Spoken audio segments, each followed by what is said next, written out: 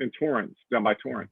Okay. So I went there, but I can only find frozen one. That was a bad idea because I followed that thing out and hung it in my room, and oh my gosh, was it rank? It stunk so bad. Just because that freezer smell that things get, you know. Yeah, I mean, you could use that. You could take that to the pier and catch some sand sharks with that. Oh Frozen, yeah, frozen octopus. yeah. That's Is it probably octopus it's or better squid? than better bait, huh? Is it octopus? Yeah, octopus. Wow. Expensive. No, I got it for like $7. Oh, wow. That's great. Yeah. So maybe I'll try again with just the legs. I'll go to Mitsuya this week and get some stuff that's already kind of boiled, and I can kind of think of a composition with some other stuff and do it. I just wanted to do the lighting. I had both the two lights going and everything and stuff. It was fun. Yeah, I mean, it was beautiful. How did you stage it? You know, like what? I've never shot something like that. Did you have it on a thing or? I took I put up my backdrop stand, Mhm. hung it up, put a double blackboard behind it, put a fish hook through it, hung it with the fishing string, hung it up in front of me. Then I put on my two stands, my two Godox out to the sides, and just kind of found the exposure that I wanted to, for Yeah, everything, and right. shot it. And then shot it, and then kind of edited a lot of different ways, some black and white, some things where I oversaturated stuff, and just had fun playing. Yeah, the colors were beautiful. Oh, thanks. The texture and the colors. I mean, what a magnificent looking animal. Because I'm like, do I want to shoot it on? Do I want to print it on metal? Or I almost have a thing of like, because I think of the blacklight posters almost like a velvety paper where I can kind of shoot it kind of matte on it. That'd be cool. Yeah, like that. So. Do you think about that when you make a picture? Like, do you think about printing it? Is that a part of what's going on in your head when you shoot something and you really like the image? Well, the way I'm sorry, go ahead. Oh, no, I was just saying, do you then like, because I was never really a printer. So for me, that was really a difficult thing to do. It still is. But I know a lot of photographers, they kind of almost see the print as they're shooting. I kind of see it when I'm editing, because the way I wanted to shoot it really didn't come out the way it was, because I couldn't find the exact kind of bigger octopus that I wanted. I saw more of a bigger head or whatever, and I wanted to shoot like kind of a kind of harsh down lighting on everything. But the way the octopus stretched and everything, it wasn't exactly what I thought it was going to be. But once I start editing stuff, I started thinking, well, that would work good on this, or that would work good on that. Once I start editing everything, I think about editing a lot. Fun. It sounds like you had fun. Oh, absolutely. That's cool. Experimenting, and just playing with different things. Exploration, right? Yeah. Because a lot of times it's not the finished product; it's just the process. That I enjoy. For me, that's pretty much almost all of it. Yeah. Yeah. Yeah. Because now I can just give it away. I'm done.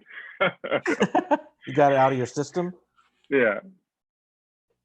How often does that happen to you where you get it inspired to like make a picture, like you conceptualize it previous to shooting it? A lot of times, like I had something that I had in my head for a long time. I even bought all the materials and stuff like that. But then at the point that I finally trying to find the model I wanted and everything, it never really came to fruition, because I couldn't find everything I wanted. Like I wanted, and now it's kind of not PC to kind of do what I wanted to do anyway.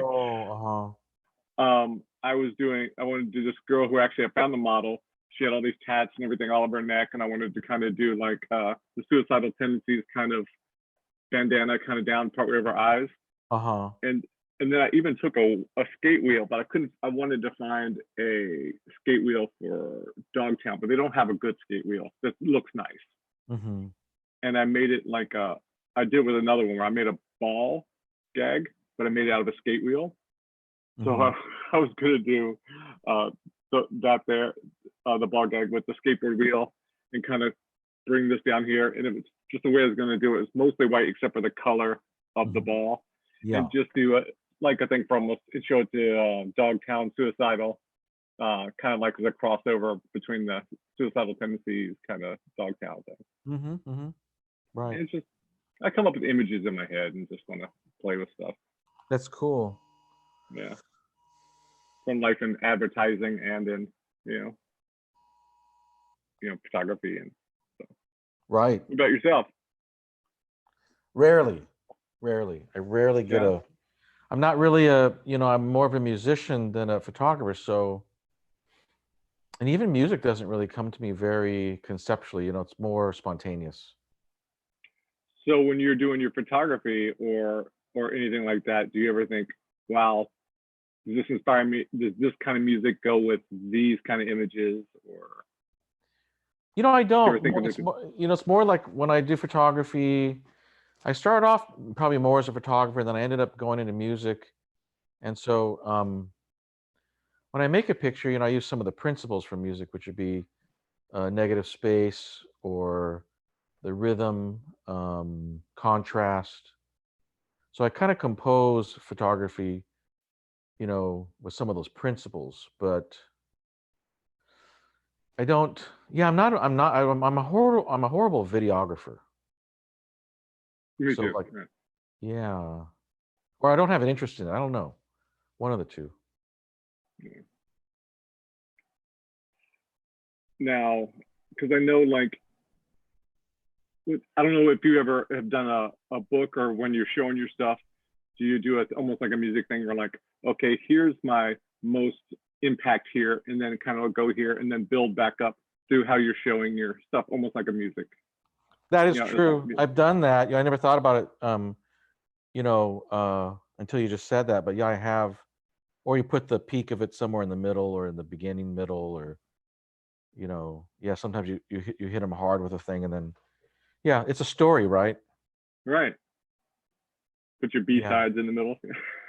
yeah, yeah. So what kind of music do you like to listen to? I have a wide array of stuff where, I'm kind of into some late 70s, early 80s punk rock. And then Hmm. there for a while, I miss kind of having places like Amoeba Records, Hear Yeah, Music and stuff like that. Because I go in like, all of a sudden, guess what? I'm into late 70s, kind of funk uh,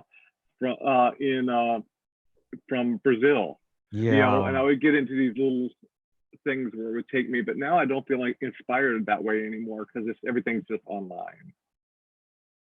yeah. And it's funny you talk about Amoeba. I just looked them up yesterday to see just by some miracle they had some flea market outside or something that I could go. Of course, nothing except online, and so sad. I frequented that place quite often. Yeah, yeah, because sometimes I would just love just going. And I'd spend way too much money, but I'd go in there and just kind of, you know, just start. Something would lead me to something else, and lead me to something else, and then. What about Yeah. yourself, music wise? Oh, I mean, I was a kid. I got into music in the '70s, so so my sister had music, so she had Beatles and Beach Boys, and then I got into like John Denver and Elton John and all that stuff, all the stuff that you listen to in the '70s. Yeah. And then as I got older, I got really into music. I started listening to. I went through the punk thing, and then I got into because I was around a lot of musicians. I got into fusion music. So like a guy named Alan Holdsworth and um, a lot of jazz. Later on, got into straight ahead jazz. I like some classical. So I'm pretty much all over the board too. Oh, cool. But music's Yeah. really my art form, you know, like it's the thing I'm most comfortable at. Yeah. I have to hear some of your stuff. So, Yeah, I'll send you some MP3s. yeah. We're doing Like, some. I got back into drumming after I stopped playing drums for 20 years, and so I got back into it. And just yesterday or the day before, there's a lick that this one drummer, his name is Keith Carlock, he did a little video on it, and so I thought I'm going to try that lick. I'm going to send a video of myself playing this lick to my friends that are drummers, and see if we could get sort of a virtual group practice session in. So I did my attempt at the lick. It was pretty horrible, and I sent it to John Stamos, and I sent it to a guy named Kurt Biscara, a drummer named Blake Railing, and Brooks Wackerman, and we all sort of showed videos of our first attempts of that lick, and it was pretty fun. oh, cool. Oh, cool. And Brooks is somebody. The reason I even brought this up is because you talk about Suicidal. Brooks used to be a member of that band, and for years he played for Suicidal and Infectious Grooves. Then he went on to play. He became a member of Bad Religion for years, maybe a decade or so, or decades. I'm not sure. And now he plays for, or he's a member of Avenged Sevenfold. Okay. And long story short, man, he just kicked our ass on this little drum challenge. Oh my God, it was just sick. I can't remember what Stamos said. Stamos said something like, what did he say?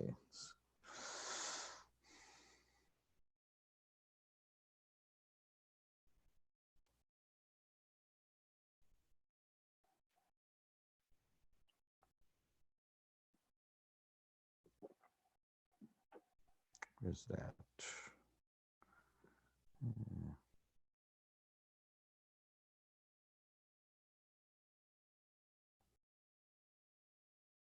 Oh. He said, that's obscene. He saw the clip. He said, that's obscene. That's funny. Yeah. I've got a couple degrees of separation from yourself and Stamos to a good friend of mine from growing up. When I was growing up, I had a buddy I used to skate with. We grew up in this little town. We used to skate together all the time. And that guy became he's been for quite some while now the sound guy for Beach Boys.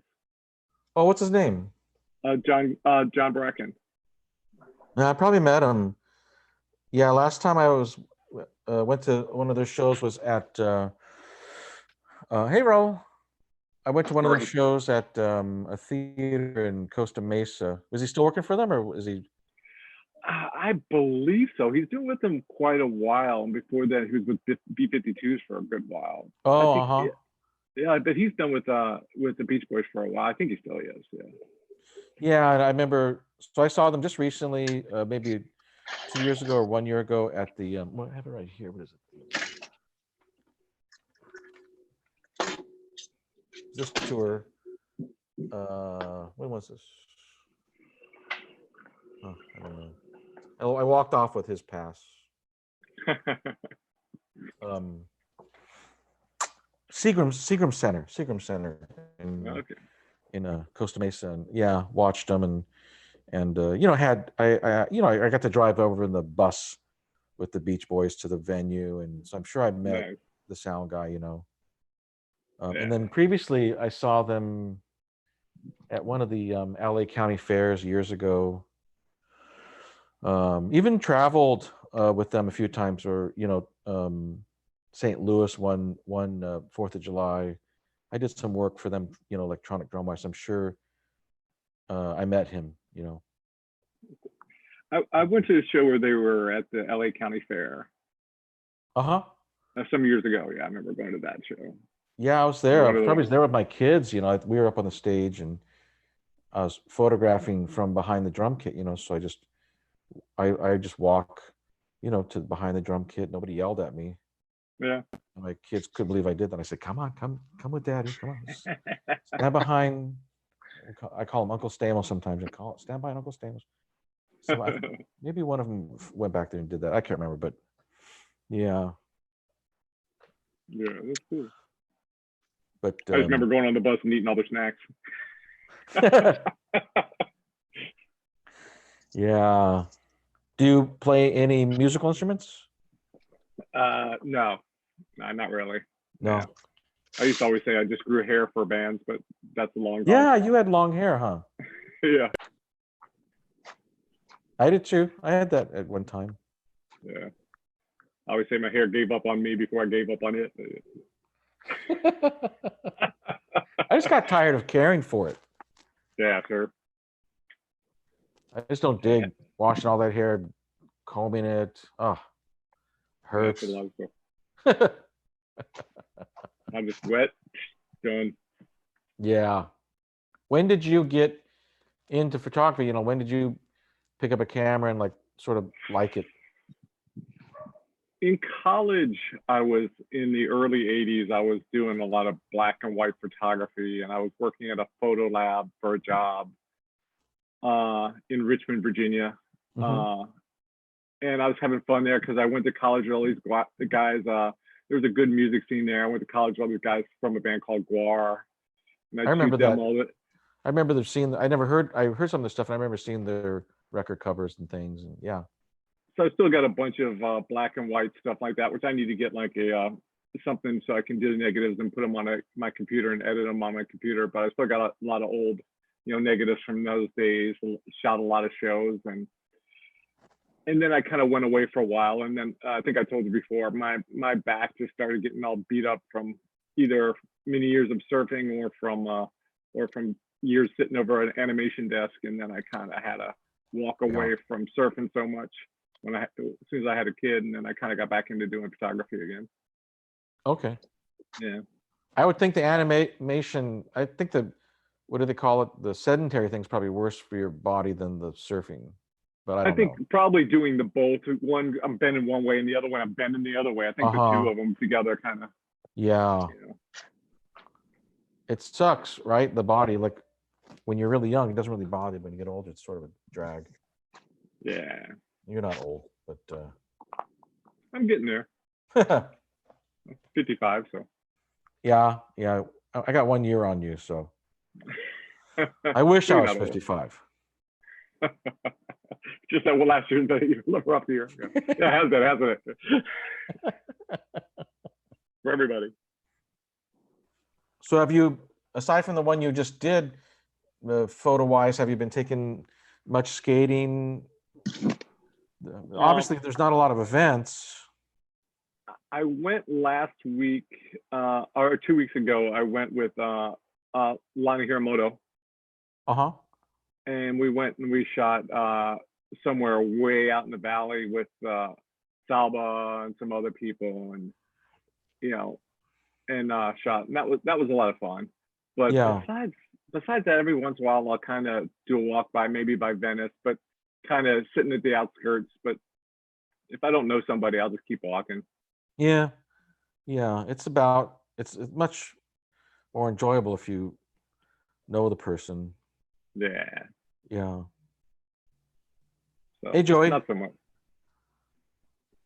Joey, can you hear me? He can't hear me yet. Nope. His audio's still coming in. Yeah, it's good. There you go. I'm here. Hey. I'm just harvesting some tomatoes. Nice.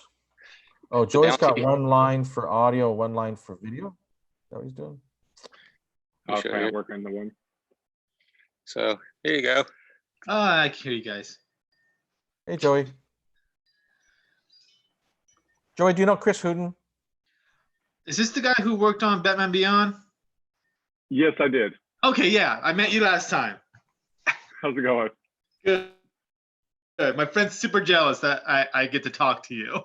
I'm like, you just animated. It's like, I know, I'm jealous. That's funny. That's cool. Thank you. What have you been doing, Joey? Working on your negative. Wow, that's one long edit. Yeah. Would you like to see it? And Yeah, Kind of in let me person? turn sharing on. Let me turn sharing on. yeah, let me open it up first because it's Okay, not take your even. time. Yeah, that's internet.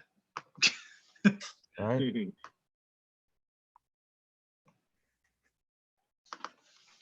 I think my mom's tired of me harvesting tomatoes because I have so many again. Getting a lot of tomatoes. You doing any canning or marinaras or? My marinara, the first batch I made the marinara was not successful, fortunately. It was very oily and really watered down. Hmm. At the time, I didn't realize I needed cornstarch. And after I was done making it, I found cornstarch. Oh, cool. Well, the next one. Yeah. Sorry, I'm like running in and out of the house. Morning, Jody. Morning. And morning, Crystal. Good morning. Morning. Let's see.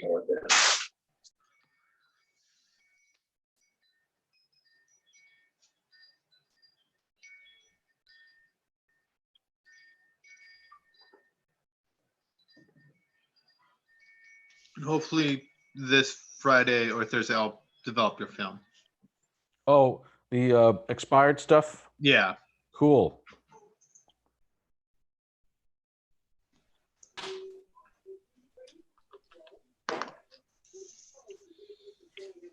My computer like runs slow. Too many files open at once. No, I usually turn off every like 3 to 4 days, and so. Makes sense. Just to let it reset. Yeah. Look at that lighting on you, Joey. You have a nice. What do you have? Some kind of clamshell reflector beneath you? No, it's just my it's my laptop and my window light. Nice combo. It's just that. Right. It's all I got going.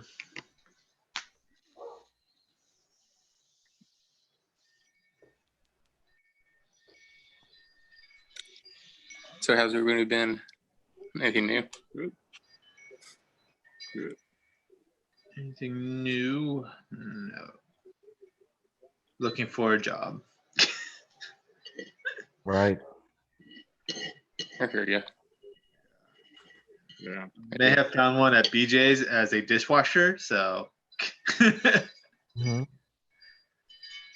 You have one of those near your house? Yeah. So I just might take that up and just wash dishes and get the job done, and Yeah. then deciding whether to go back to school or not. Oh yeah, getting down to the wire. Yeah. So I wrote a few things down and see which way I want to go. What are you pondering as far as school? Like, are you trying to get your GE done, or art stuff, or both? Or Both. well, tell me, what's a good art thing to take right now? I was considering it too, but I don't know what. Oh yeah. What's a good thing to take right now? I don't know. I was talking to my wife. I'm like, I just wrote 10 things down to see like the things that I'm interested in. Yeah. So I wrote things like art, photography, jewelry, business, entomology. I'm a huge bug nerd. Mm-hmm. Drawing, history, photography, 3D CAD system, drones, or trade school. Mm-hmm. So, How about art appreciation or art history class? yeah. I'm serious. They'll help you to understand how the paintings are done certain ways, and that can improve your posing poses too for as a photographer. Just a Yeah. thought. I'm not sure if that ever crossed your mind, but just it's a suggestion, Yeah. an idea. And so I'm gonna try to whittle those things down to 5. Right. Those 5, I'll really look into them and then bring them down to like 3 or 2, and then finally choose one. Cool. Hey, Chris, did you do educational things for your art, or is it something you just did?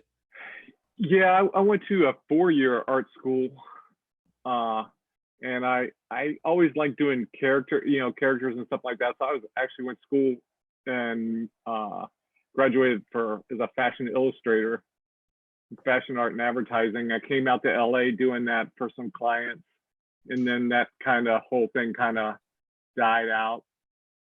And then I decided, what else can I do out here in LA that kind of is character based? And then I kind of tried animation and been doing that ever since. What does a fashion, or what did a fashion illustrator do? What is the parameters of that job? I would do everything from doing, like when you see those drawings that were in the newspaper, like for image things for like Lord and Taylor, those type of things. Trade publications where I would do things with their quick sketches for people kind of showing their clothing line before they made them, or I would like somebody be selling a line to maybe like JCPenney, and they want to kind of just do the different colorways of everything before they actually created them, and I do stuff like that. But it was a tough business where most of my time was spent collecting money, so I was like so glad I got out of that. Sounds like a self-employed guy. Yeah. Self-employed art, that's a part of it, right? Like you do a job, even if it's a great job, you might not get paid for like 3 months.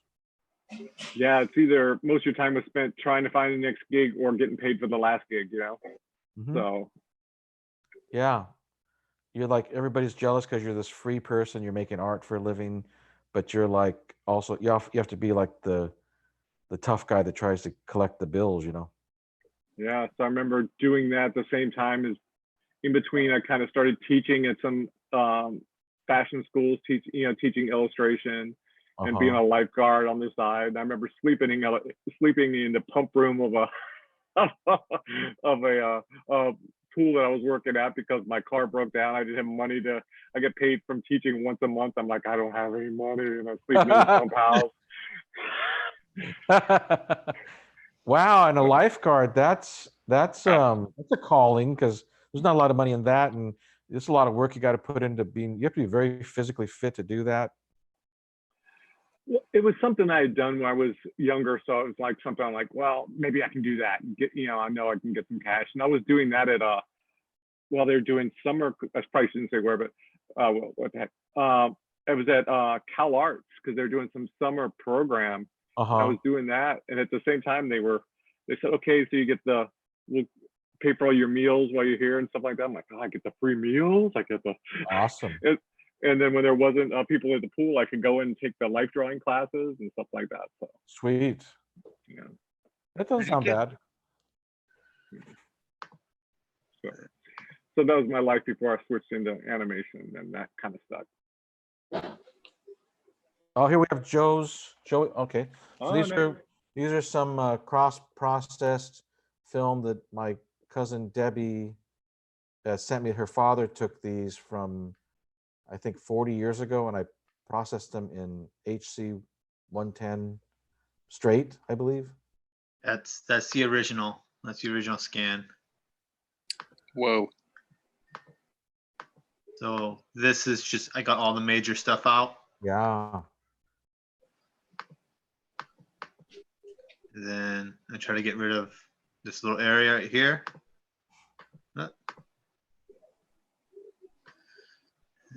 And, this did everything. Yeah. So different.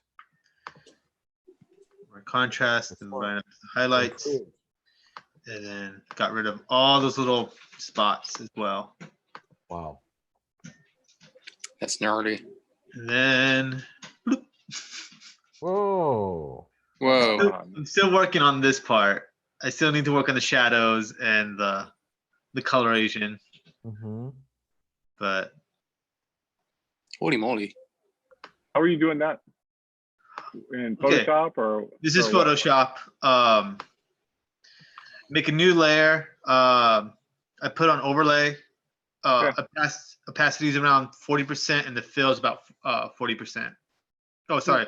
The opacity is around 30% and the fill is about 40%. Cool. Yeah. Man, you've been working on this, Joey. Yeah.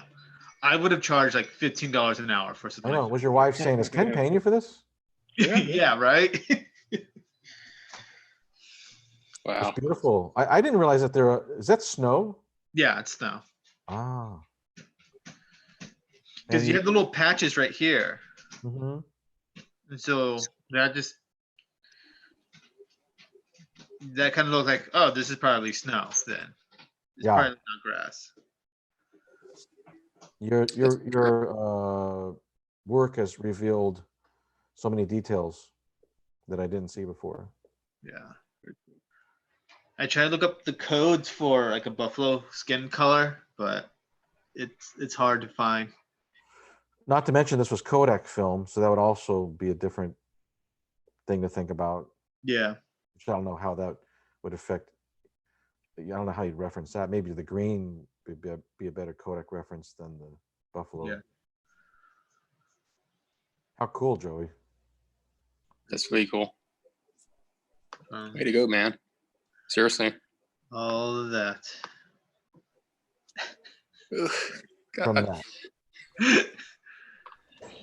Getting the PTSD memories of working with Photoshop in the early days. Good God, it was a nightmare itself. Why is that? Why was it a nightmare? The teacher gives you the most difficult file to work with and transfer it to a white background. Meaning, let's say it's like a very ornate looking object like a chandelier. Yeah. Masking was not the easiest tool, like the lasso tool to make a mask was not very Right. friendly because the Right. edges wasn't as marked for algorithms back then compared to now. Sure. See, I love Yeah. working on these things, so I love working on them. Yeah. It You was a like it, nightmare. Joey? It makes Huh? it's sort of a meditative thing for you, or relaxing, or you enjoy Oh it? yeah. I can sit down all day and just work on negatives. Like Yeah. rebuilding negatives. Right. That's cool. Yeah. Good stuff, man. Seriously. I'm gonna Way run to to go. I'm gonna run to the bathroom and then I'm gonna show you my picture. I took some pictures to this morning. Right back. BR is the intermission break. Yeah. Ta-da. Craziness. Good times. I got a couple things I'm trying to pull up here so you guys when we get back. I don't have any images. The only images I have is of it's pretty much nothing. I'm sorry. This is some stuff I shot this weekend. Cool. Here a chime. I'm guessing that's coming from Joey. Mine. Yeah, it's mine.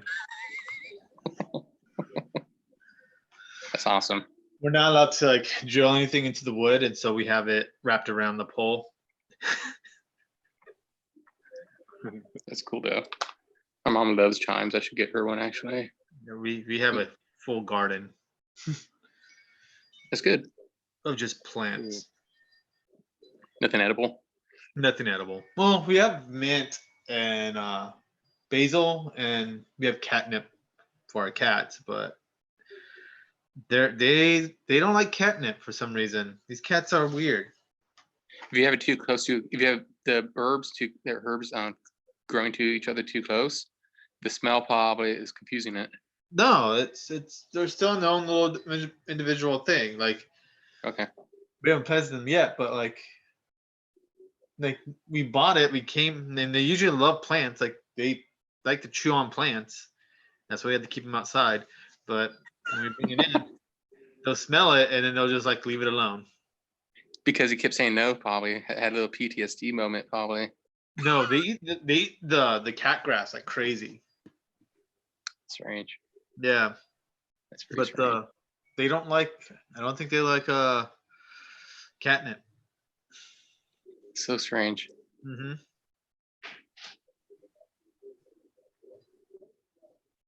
Hmm.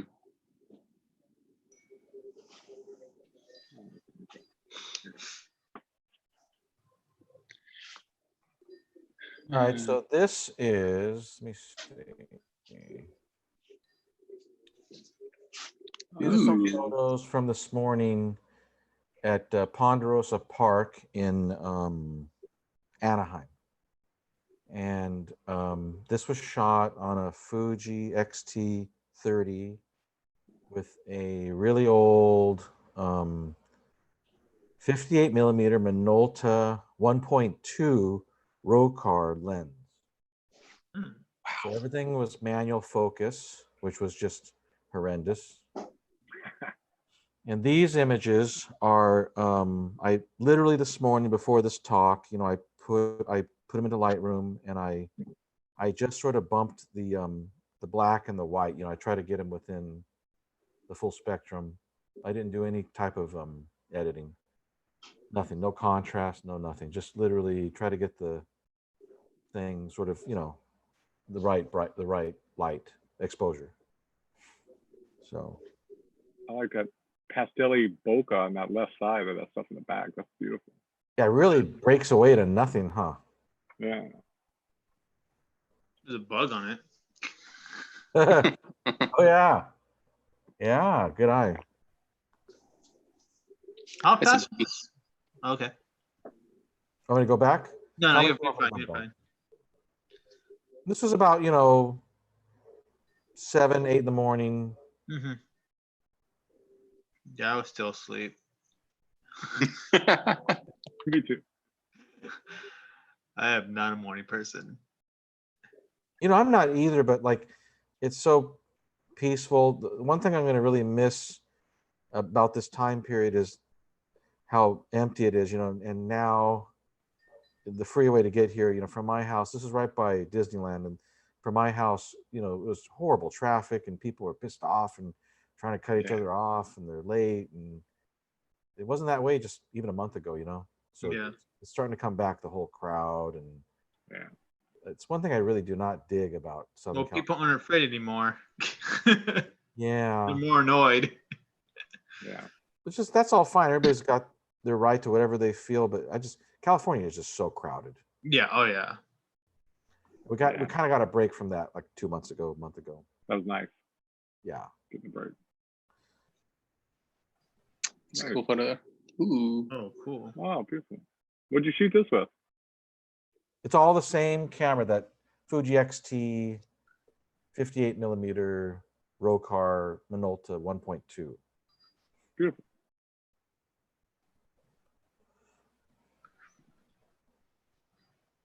There's Look at my one battery guy like that. at the skate park. Nice. What does that do, Joey? I'm just cropping it just a bit more. What does it need? Tell me how it should, a better crop. So your the houses in the background are brighter than the foreground, True. Yep. and so my eyes are going straight to the houses instead of the foreground. Yeah, I probably would have in Lightroom done a little gradient filter over that, maybe took the highlights down or something. Or Yeah. change the contrast or something for the background. So I got a question for you on this. Yep. Are you a purist where like you want the whole shot to do that, or like, okay, I'm gonna put this thing on a stand, I'm gonna shoot the background, and then I'm gonna shoot the foreground, and then meld it together? Me personally, I'm just lazy, so like I just did this. I mean, I totally get. I've done that kind of shot that you're talking about, like where you're Yeah. constructing a thing. I think most stuff is that now, right? I mean, most Yeah. even video. My God, the composites on. If you look at modern video today, wow, like I think I still believe that everything can be done in one shot. I think so too. I'm just asking. Yeah. Yeah. Chris is just trying to get us all stirred up. it's depending on the timing on what you want to work on. Is like, do you want to do it in camera or do you want to do it in Photoshop? And they're both valid, in my opinion. Oh Like, yeah. yeah. So that's a nice little crater. One dude in the whole skate park. They got a gnarly bowl at Ponderosa. You ever shot at Ponderosa, Chris? No, I never shot there. They got a thing called a Beeble Bowl, and it's a gnarly bowl. I mean, I think I've shot Julie Kinstrand there and maybe Hannah Zanzi, but it's no joke, that bowl. Ooh. How nice. blurry. I'm barely awake. I feel dizzy. I don't know. My morning walk, I like Is it. that the bush that has different color leaves on it usually? I don't even remember. I just took a shortcut through the they have like a nice little public garden there. Gotcha. Shortcut through there. I'm trying to avoid the sun. I got sunscreen leaking into my eyes. So many of these shots were blurry. And like way more blurry than this. The actual flower is actually inside inside in the middle, in case you wonder, for this type of this plant. Okay. The white is actually the leaves, in case you wondered. I didn't know For that. that particular plant. I don't remember the name of it, but yeah, most of those is like usually have the fuchsia color. They have like a red. Morgan yeah. Goliath? I'm not sure. I really don't remember the name. I really don't. He looked like Morgan. But yeah, Goliath. I don't think that's the name, but it's like close to it, something like that. Yeah, the actual flowers inside. I just remember it as Morgan Goliath because this German guy used to yell it at me. What? He did. Why did he yell it at you? Because I accidentally like hit a plant and like I put it into shock at the church and like he was like, "My Morgan Goliath." I love that. Like, sorry. Wow. Plant rage. It It's real. is.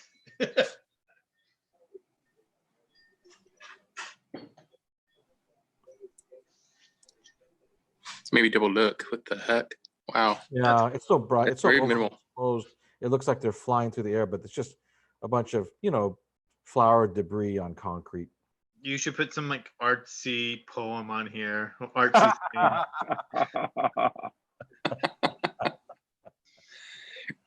I just woke up. thing. Yeah. I'm busy. Buzz. Daily aspiration.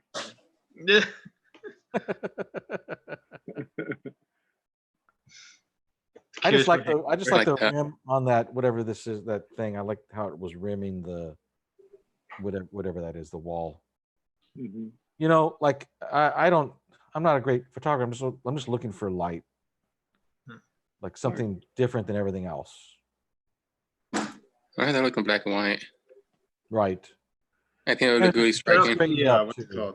If you cut off the corner of the bottom and just leave that little highlight and turn on to black and white, that'll probably look There you go. BA. Yeah. And then, probably my favorite shot this morning was the mistaken shot. Just send these to Cliff, see what he thinks. Yeah, you should. Well, Rob Johnson would not dig the blurry thing on the upper corner.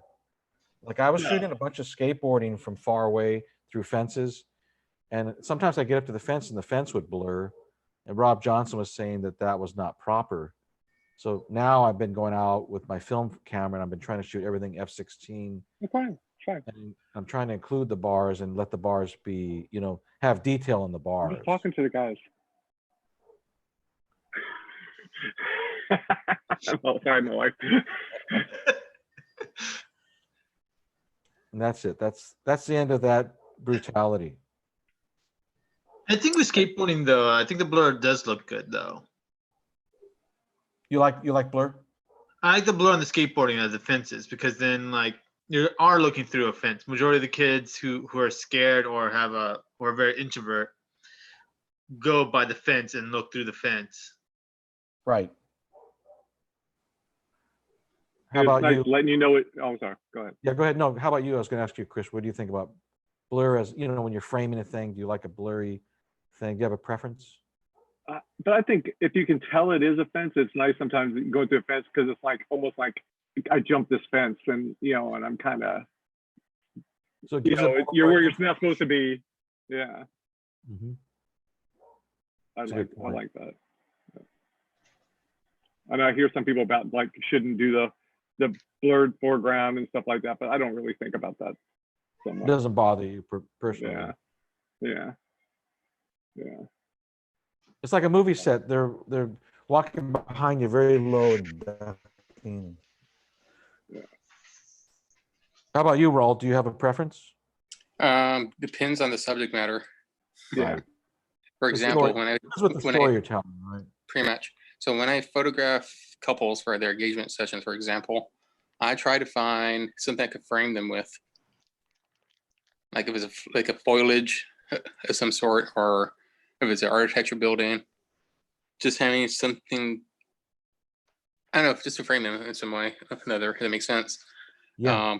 Or just, it really depends on what it is. If I find like a leaf, like an old, let's say it's fall time, if it's like a red leaf, I usually make my own little hole in the leaf and just photograph through that. Oh, how cool. And I get some pretty cool, striking looking, colorful portraits. Some framing, huh? So it's all about framing for me, and something abstract and something unique. Because when I photograph, for example, when I photographed my friend's wedding in San Francisco at their hotel they were staying at, it's called the Sir Francis Drake. I'm not sure you guys remember that hotel, but it's a very high-end hotel. It's an old hotel, and I was looking like, what can I do to make it look different? You know, like I'm gonna photograph them looking. They have a little quiet moment, you know, very Yeah. honest intimacy look, you know. So I found it. I found like a spotlight, and when I go in the spotlight, and I photograph through iron bars, that just gives a nice natural vignette framing. Mm-hmm. So I made like, I told them just look at each other and then kiss and then look at me or something like that. Just like little different frames to tell the story. Mm-hmm. So I Yeah. created like a diamond shaped vignette approach by photographing through iron bars, and you have a spotlight going in. Mm-hmm. It's a pretty cool photo. in my opinion. Right. Sorry, I don't have the photo on here on the Oh, phone. it's cool. You're right. But yeah, Cool. That's Can all. I show you guys a couple things? Yeah. Yeah, I'd love to yeah, see go it. for it. Here's some of the stuff from this weekend that I was messing with.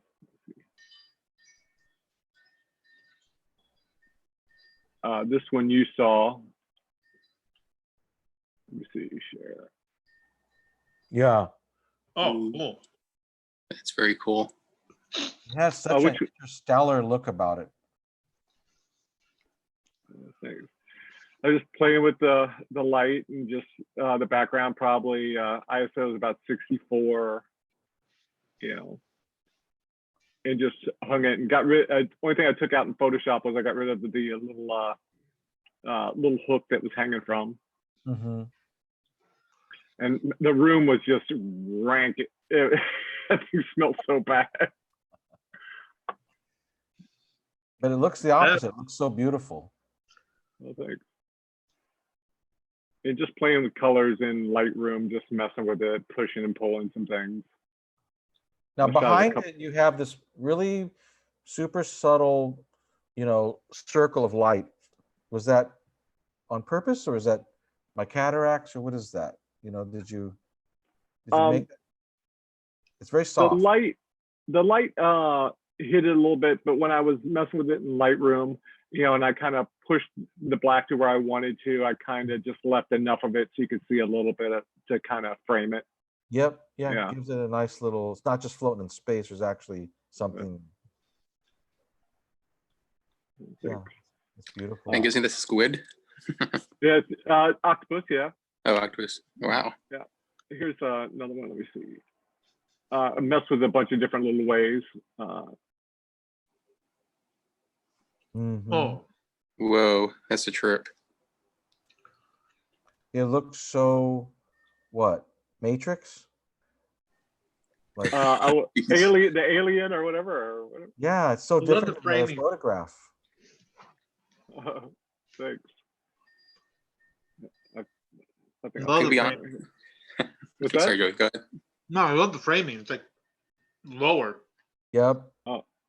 It's in action somehow. And I love the specular highlights on that. Thanks. agree. I just turned it on the side, and just kind of wanted to get it about 3/4 way down, just kind of where it felt comfortable. Hmm.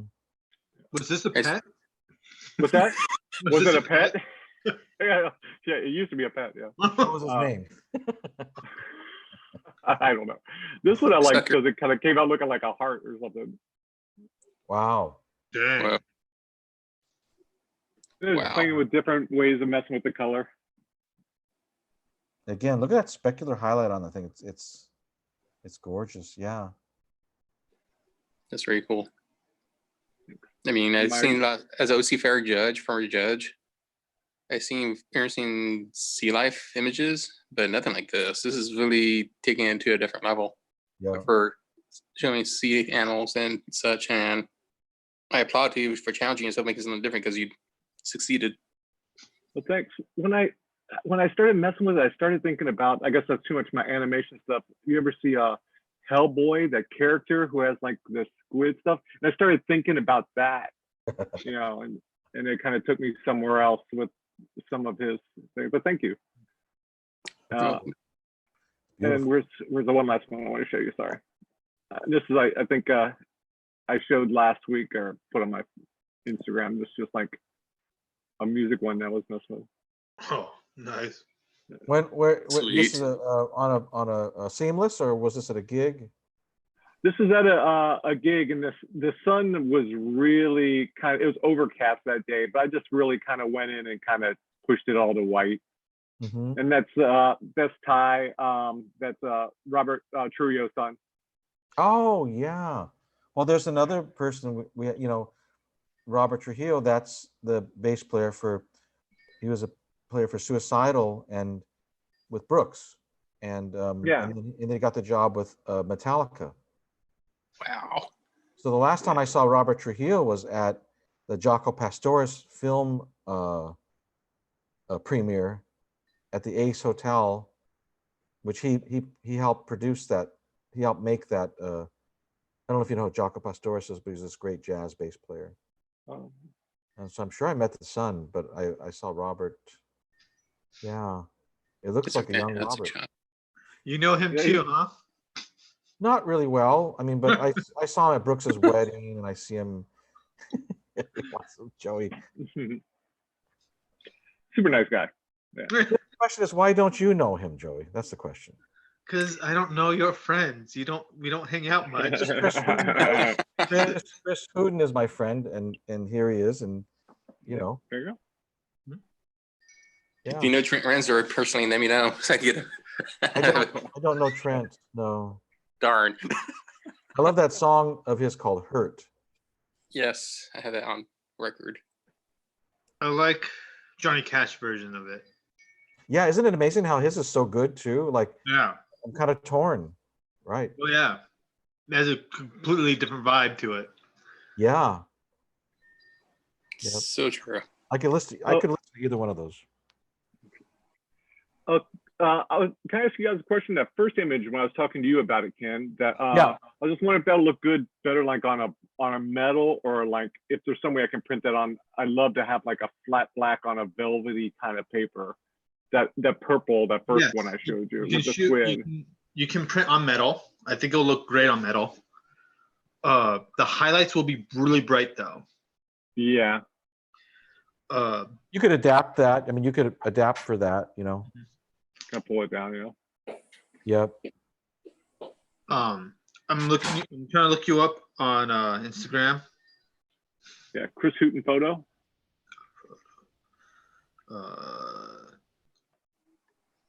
Trying to figure out. Okay, there you are. I have information on other printers, companies. Uh-huh. But once I find the list, I'll send it to you. Okay. Yeah. My friend has a good printing company, A&I Printing. or Oh A&I God, yeah. Plastics. Yeah. Yeah. Been around forever. Yeah, a friend of mine's the owner of that place. Yeah. Yeah, just ask him. Yeah. Because I saw something at a show where I saw these wildlife stuff where it was done on like super flat black, where just some of the colors kind of came out. And I just like, I don't know what process they used, but it was just gorgeous. And that's why that's in my head. It sounds like a matte, huh? Like a matte. A super matte, yeah. It Uh-huh. sounds like a hot press matte paper. Yeah. Okay. Okay. Either that or because the hot press usually brings out the richness for color so well because it's pure white paper, is it? And it's pretty awesome. Yeah. Cold press might be good for cold tones, remember correctly. But yeah, hot press looks really good for black and white and certain saturation colors, if I remember correctly. So you may want to try a little sample of hot press by Epson. Okay, I'll try that. Thanks. Just yeah, I think, if I remember correctly, I think Epson sells a sample pack for like it's like 5 sheets or 10 sheets. You get like a variety of paper. It's like 8 by 10 Yeah. paper for like $25, I think. Okay, cool. Don't you get like 2 each? I think so. Hmm. I can't remember. It's been a while. But yeah, definitely look into that. They don't have that sample pack, then other companies who does it might is Moab, Oh, wow. I think too. And that's a little pricier though. You're looking at like $50 for a sample pack at least. I remember correctly. Yeah, because I want something that doesn't have any tooth to it. I want it just kind of, yeah. Yeah, definitely try the sample pack first before you buy the good stuff. Yeah. Yeah, yeah. Okay, cool. I learned thanks. the hard way, trust me. I learned the very hard way for that. Yeah. I hope that when you print that, Chris, you could share it with us so we could see that sort of from all the different stages, all the Yeah, sure. process. It'd be kind of neat. Cool. to see. I think You could tell us about all the What's it heartache, called? all the compromise. Sample prints. yeah. Little, Yeah. little tiny prints. Yeah, yeah. 2x3s. You know, say it. I was gonna say it. 2 by 3s. Yep. Yep. Yeah. And At then make sure least. you write them down, like what everything is on those things. Yeah. Because by the 5th one, you'll be like, I like this one. What did I Then do you with this one? Yeah. God, painful memories. It just reminded me. What was that? It just reminded me back in college when I told him that I used to shoot pictures of guar and stuff like that. Remember my friend got this really wide roll of paper from the photography lab that was expiration date 1977. This was in the 80s, and we took it and we made like a fix thing on his floor. We took cardboard box, put it duct tape around plastic bags and stuff like that for the fix and stuff, and then did the rinse in his bathtub. And we projected the stuff up onto the wall, and we Yeah. had made big control strips that we were putting up on the wall, getting where we wanted to do, and then we were shooting this stuff really wide. But some of the fix and everything was all kind of weird colors around the edges and stuff like that, and it was so fun. It's one of my favorite times of messing with stuff and photography. That is a big picture. Yeah, it was great. We were just it smelled so bad in there, and it was great. Oh my God, I can imagine. Yeah. We Got had everything on the floor. Grace brought Rob Johnson on to our talk last week, and he did what did they call that project that Rob did? Do you know, Ro, the big The Legacy Project. What was it called? Legacy Project. Legacy Project. Yeah. With Have you heard of that, Chris? The With Legacy. him, No. Jerry Birchfield, Rob Johnson, Jerry Birchfield. Who's the other guy that helped? Grace was there too. Yeah. There's, Clayton Spada. I yeah. have the book right here. Oh, Yeah. yeah. Hang on. They worked on the world's largest photograph. Oh, cool. If I get emotional, I'm sorry. No, it's so good. So it's pretty hard to see. The great picture. Yeah, this is their book. You have the building number, the height. Dang. Yeah. Oh, cool. If I'm going too fast, let me 44 know. feet long. 13 They made feet this, high. Chris. They made it in a hangar in El Toro. Oh, nice. So they're using mops, Uh, and Wow. I'm sorry for the You camera. would've That was loved it. awesome. I love that. It's Oh. awesome. I don't know if you can see that hole right here. That's a pinhole size they used for making the shot, I believe. If I remember correctly. Oh, cool. whoa. You want to get an idea? Yeah. Very cool. Awesome. Oh, it's Nothing making it rough. bigger. Hang on. I do apologize for the movement. So that's a hanger perspective right there. It's pretty. Wow. So hang on, let me find the shot, the photo. There you go. Yeah. Nice. So of course you have to, if you're going to shoot a picture in a hangar, you're going to get a picture of a big field, right? Because where else are hangars, right? Yeah. So hang on, I can find another photo. So that's Does it then talk going about like how many gallons of fix? yeah, hang on, let me look into it. Hang on, I gotta find that page. It's been a while since I opened this. I haven't opened this since when Rob Johnson gave this to me, and I'm like really emotional over it, only because of I was Birchfield? yeah. Yeah. I just saw a photo of Jerry just right now. Oh. He was an awesome teacher, man. Oh, I never met Jerry. Yeah. I He just missed him. was into the arts. Yeah. He was really into the arts. He used to go to like, I think he got roadkill and put them on photographic paper and let them. It's true. Yeah. He made I a heard beautiful that awareness for the story. Laguna wilderness and wilderness. It's because of him. He saved the hills in Laguna Hills. Yeah. Mm. I'm serious. And that picture is because of him. Okay.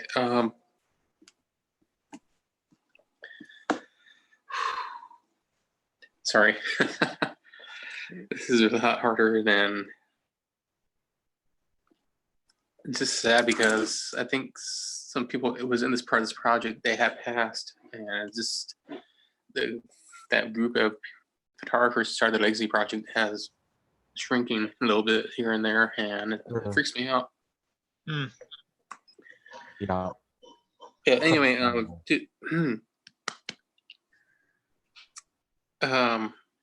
where is it? Okay, so materials to the darkened hangar. There was 24,000 square feet of 6mm black Viscin, which is about 1,300 gallons of foam gap filler, which is about 1.52 miles. Oh my Wow. gosh. About 2 inches wide of black Gorilla tape, 40 cans of black spray paint. I could read this whole thing if you want me to. Let me start over. Okay, finished size is about 107 feet by 5 inch wide, 31 feet high, 5 inches, and about by 9.58 meters, 3,375 square feet. And then photograph type is black and white negative image with a gelatin sizing and hand-coated gelatin silver emulsion.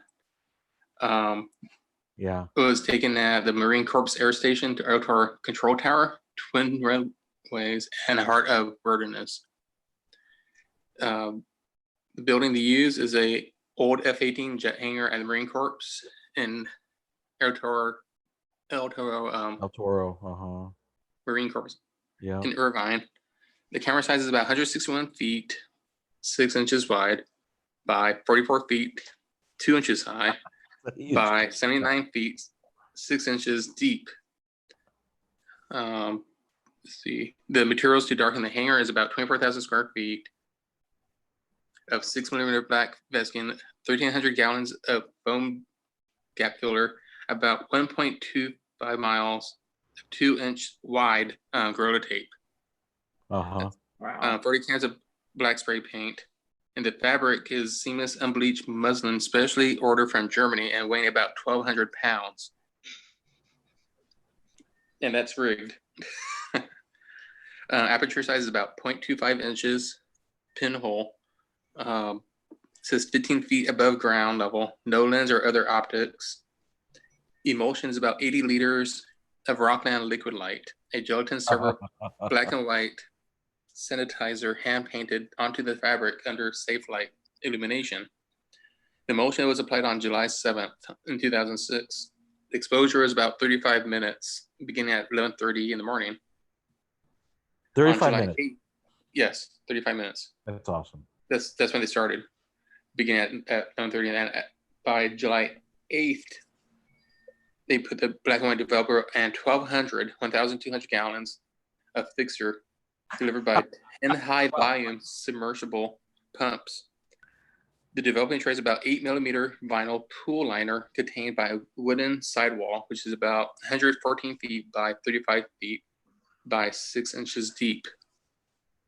The print wash is it's a twin 4.5-inch fire hoses connected to a pair of hydrants tested at 750 gallons per minute.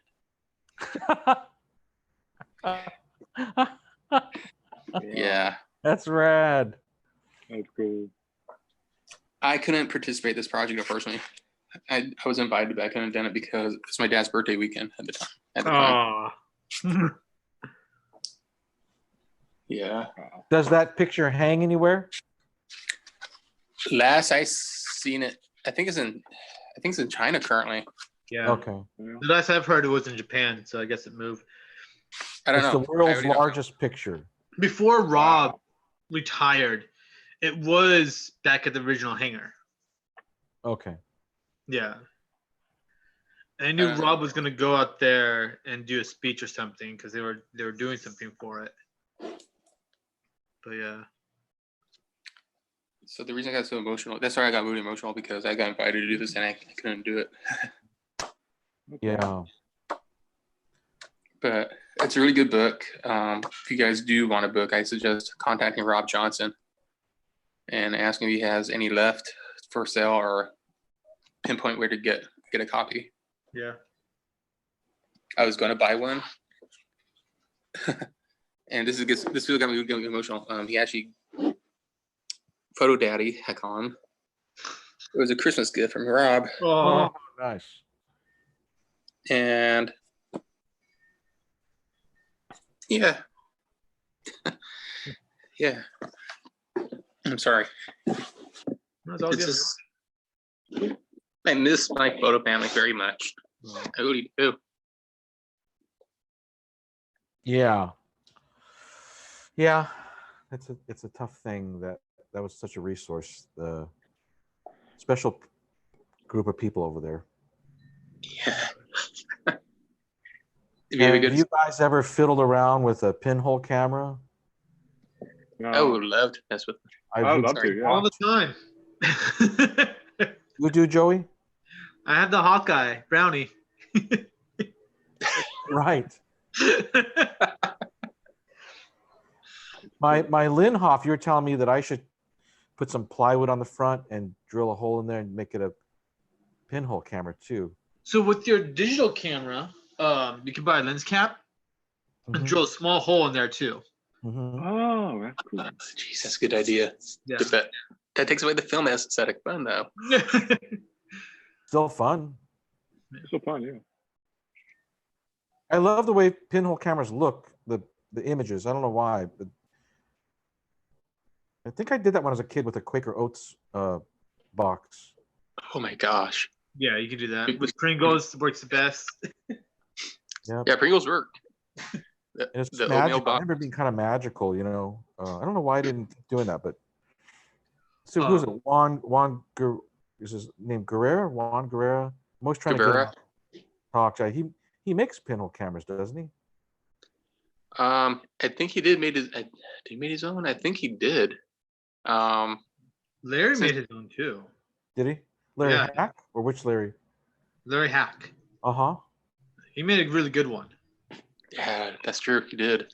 Yeah, he made it down. He got it down to the science where like he knows the focal length and everything. Oh, really? Yeah. That's cool. I'll have to hit Larry up. He actually came, he's one of the few people that came to my house during this COVID thing. He borrowed a couple of batteries. Okay. He was all masked up, you know. It's funny with Larry, when he has a mask on, Mhm. his beard's sort of like Joey's, so it's like, is the mask doing anything?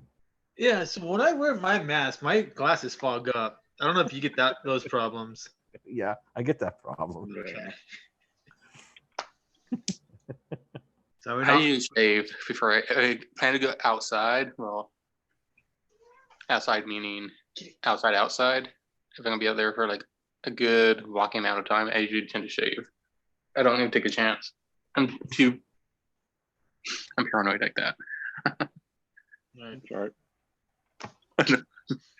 No need to be sorry. It's all good. It's all good. It'd be fun to make a pinhole picture, and share it here someday. Like make a pinhole camera out of like something ordinary, like a Quaker Oats box, or like you said, a Pringle can, and just share the picture that you get. Make it out of a mask. Yeah. How could you do that without forcing everybody to process their own film? Could you just get like some Use Fuji? paper. What is it? Black and white paper. Yeah. You just load it in, make sure it's nice and flat or so, and then you get this really wonky photo. Mm-hmm. And so you can't set it, right? I mean, or you can't fix it, right? You can fix it, but you can't develop it. Right. I have this sheet of paper. I'm sorry if I showed you guys a million times, but I'm a year older than Chris Hooten. So this this was last semester at Cypress College. Okay. And just, the sheet of paper I forgot to put away. Yeah, And I think I have tons of those. I have Yeah. tons of those. Yeah. Is it going to just keep changing, or is this ever going to stop? Or what do you- No, stay like that. it stays like this? Yeah, I'll stay like that. So I could take a piece of paper like this that's never been used. I could put it in a Quaker Oats thing, have a pinhole in it, put my finger over it, let go. How Mhm. long would I let go? You gotta test it out yourself. Okay, so let's say I That's let true. go for 10 seconds, and then I Yeah. put it back on, and then Then you then what do I do? I think it'll be a lot longer than that, a lot longer than 10 seconds. Okay, well that helps me because I would have. Because the paper develops slower than film.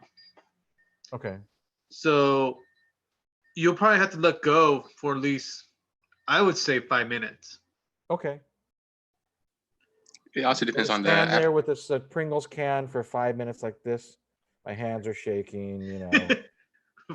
Put it on tape it to a tripod or something. Okay, I can do that, and then put my finger back on it, and then go indoors and, Yeah. and look at it, and it should be right there. Yeah, Throw that on the flatbed. Okay. yeah. If you have Fixer, it will do. stop the process and everything. So I could put that in my kitchen sink. What the heck? Throw a little fixer in there. Yeah, and it should stop the developing process. Stop it from developing. Okay. Sorry. That kind of sounds like fun. Yeah. What the heck, man? Okay, it's seasonally funny. Okay. I'm planting corn again, okay? And I don't know what it is with the soil I'm using, but the soil lately has been giving me freaking mushrooms lately. I don't appreciate it. Yeah. That's the weather, isn't it? Or what is that? Is it too Moist. yeah, is it water, or is it like in the north area of your house? It doesn't. Yeah. It's. Sorry, I didn't interrupt. I just thought it was funny. That's all. Okay. I just don't get it. I'm trying to grow corn here.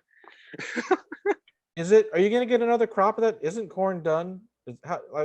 What kind of stuff can you grow in California just all the time? Like we don't have to worry about. Apples. Is there anything? Like what I do is I normally do corn, tomatoes, cucumbers in the summer. And in the winter, Lemons. I'll do like lettuce and Brussels sprouts. Is it, Joey? Lemons. You can get lemons year round. Right, I have a lemon tree. That's true. Right. I don't know what else. So weird. But I'm Sorry. gonna try that, Joey. I'm gonna make a pinhole camera and Yeah, let me know how that works. throw some fix on there and see what it looks like. Yeah, I'm very curious. Because I know there was one photographer who would do reveal parties, Yeah. and all he'll do is he'll burn the image, or he'll tape the negative to the paper, put it in the sun so it can develop or something like that. Yeah. But he won't develop the negative. He won't develop the paper or fix Okay. it. He'll just leave it burn like that. Okay. And then when people get it, then they reveal like they he puts it in a frame and stuff, but it's a dark frame. So when they open it up, the picture's there, and they get to see it, and then it goes away. Oh, so it's a temporary image, The temporary image, purposely. purposely temporary image. Yeah. That's neat. Oh, And you and I did cyanotypes in the same class. Yes. Actually, hold on. Okay.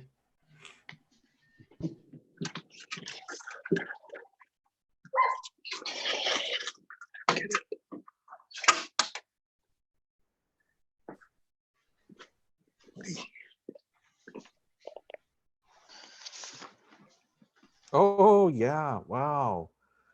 That's great. You have your test strip there. Yeah. I remember that we were using print frames, right? And we'd put them Yeah. out. We have on the yellow Yep. You made that. and then the clear. Yeah, and you what is that called? Rubylith? Is that what the tape's called? Ruby red. Okay. Yeah. That's the How cool is that, dude? Oh wow, there's your negative. yeah. Nice. We had to put the emulsion on the watercolor paper. Yes. We had to paint it on there with like these sponge brushes, and then what do we do? Blow dried them. We blow dried it, and then once it's blow dried, then we put the image on top of each other, or put everything on top of each other. Put it in a print frame, and then take it outside in direct sunlight. How long will we put it in the sunlight? Do you remember? I remember Mine was 3 hours. 3 hours. Mhm. So it depended on if it was overcast, then you were really in bad luck. But if it You was triple the time, yeah. yeah, and then if it didn't come out good, like sometimes you couldn't do another one because the sun was, you wouldn't have 3 hours left of sunlight. You know, you had to. Right. So I had to get show the picture there. again? Can you show that picture again? Yeah, I had to get there extra early to make sure to get it done. It's beautiful, man. It really came out with a lot of detail. So And this then is what was the part that made it blue? Was it what did we put on there? Was like um, what made it blue? it's a medical thing. Oh, yeah, was it Hydro- hydrogen peroxide? No. Hydrogen peroxide, yeah. And okay. we just after we brought it in from the sun, what do we rinse it in just water? How do we rinse it? You put it in the hydrogen peroxide Okay. for I think 2 minutes, and then Uh-huh. you rinse it, and then you look for a spot, not the highlights or anything, but a spot. I remember this because he was very key on that.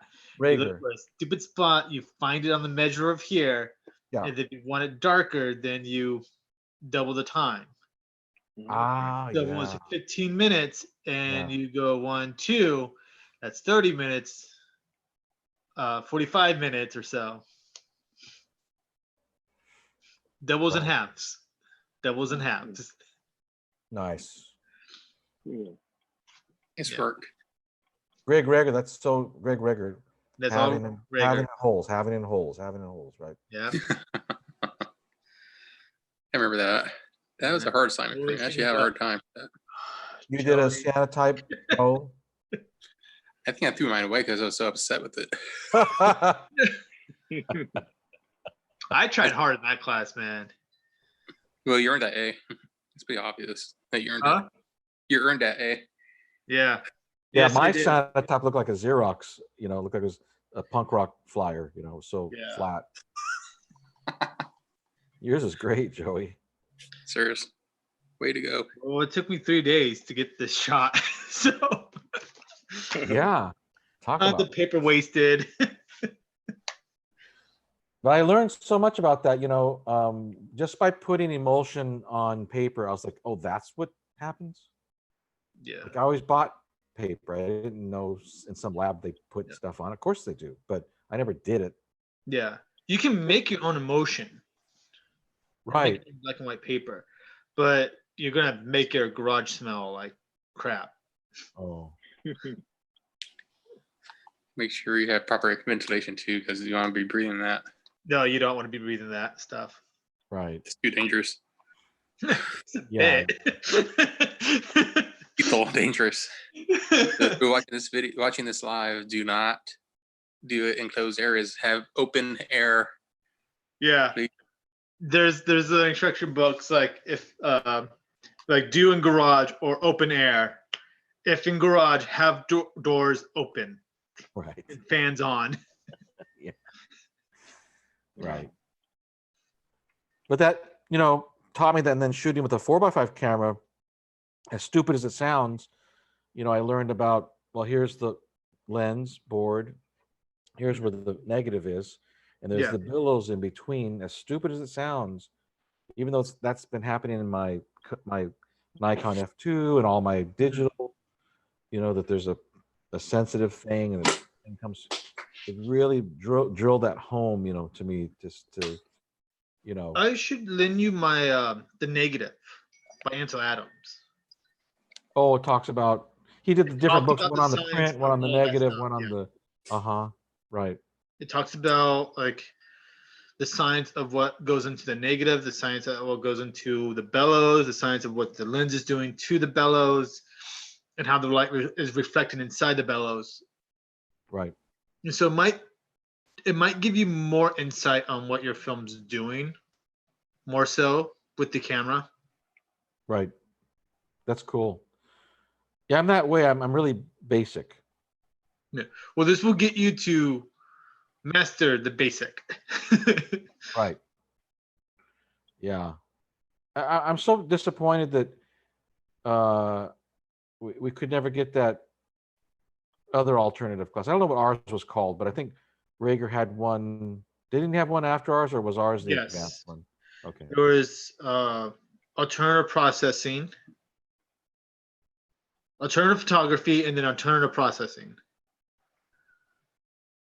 I believe that's what it was called. And the other one, like they taught you how to like make a duplicate negative and Yes. all kinds of cool stuff. Yeah. And if I was to go into photography again, I'll do more of the alternative processing stuff. Have any of you guys ever taken a print making class? Just etching. What is it? What, Chris? So the only thing I've done in that area is doing etching class. Oh, that's cool. Oh, right. With the big press and everything, and Yeah, with the big Yeah, that's press and cool. stuff, yeah. my Did friend you took feel one that class. did that have any effect on your conceptualization or anything about your photography at all to do that, to have that experience? Who knows, maybe subconsciously, because sometimes I think about doing things like doing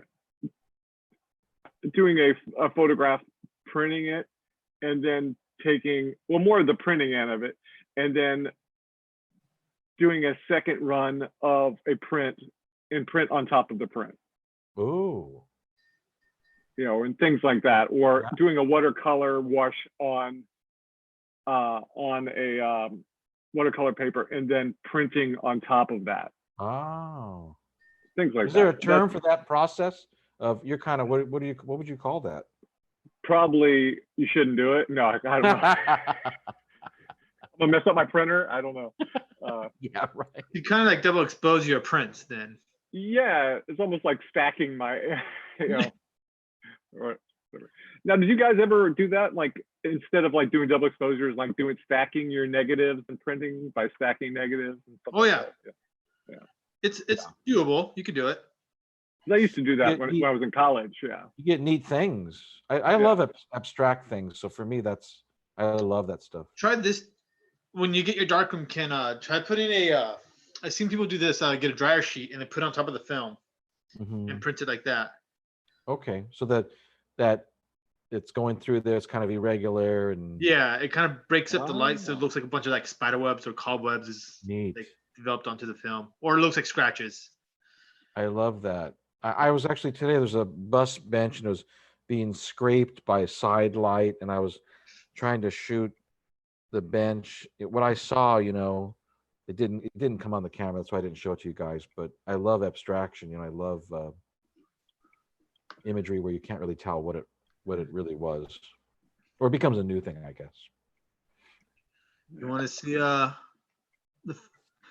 Remember the photos I was talking to you about, Ken, of the ones that got me interested in photography? Yeah. I found them. Oh, wow. Oh, cool. Yeah. Ground Sweet. zero. Yeah. Right here, everybody. Ground zero. Let's see. Where are they? Oh, here we go.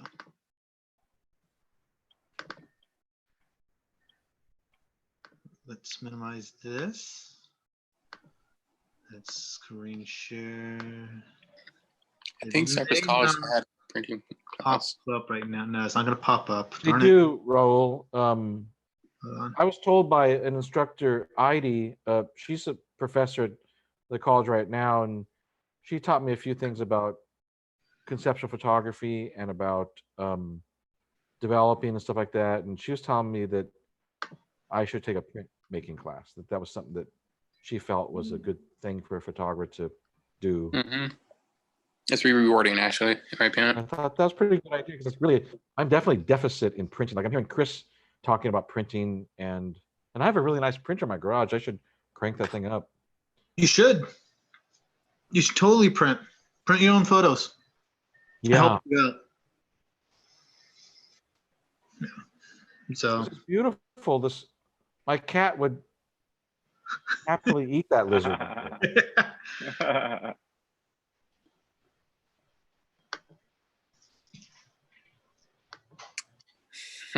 Rosemary back there, is that or maybe not. Maybe something that looks like rosemary.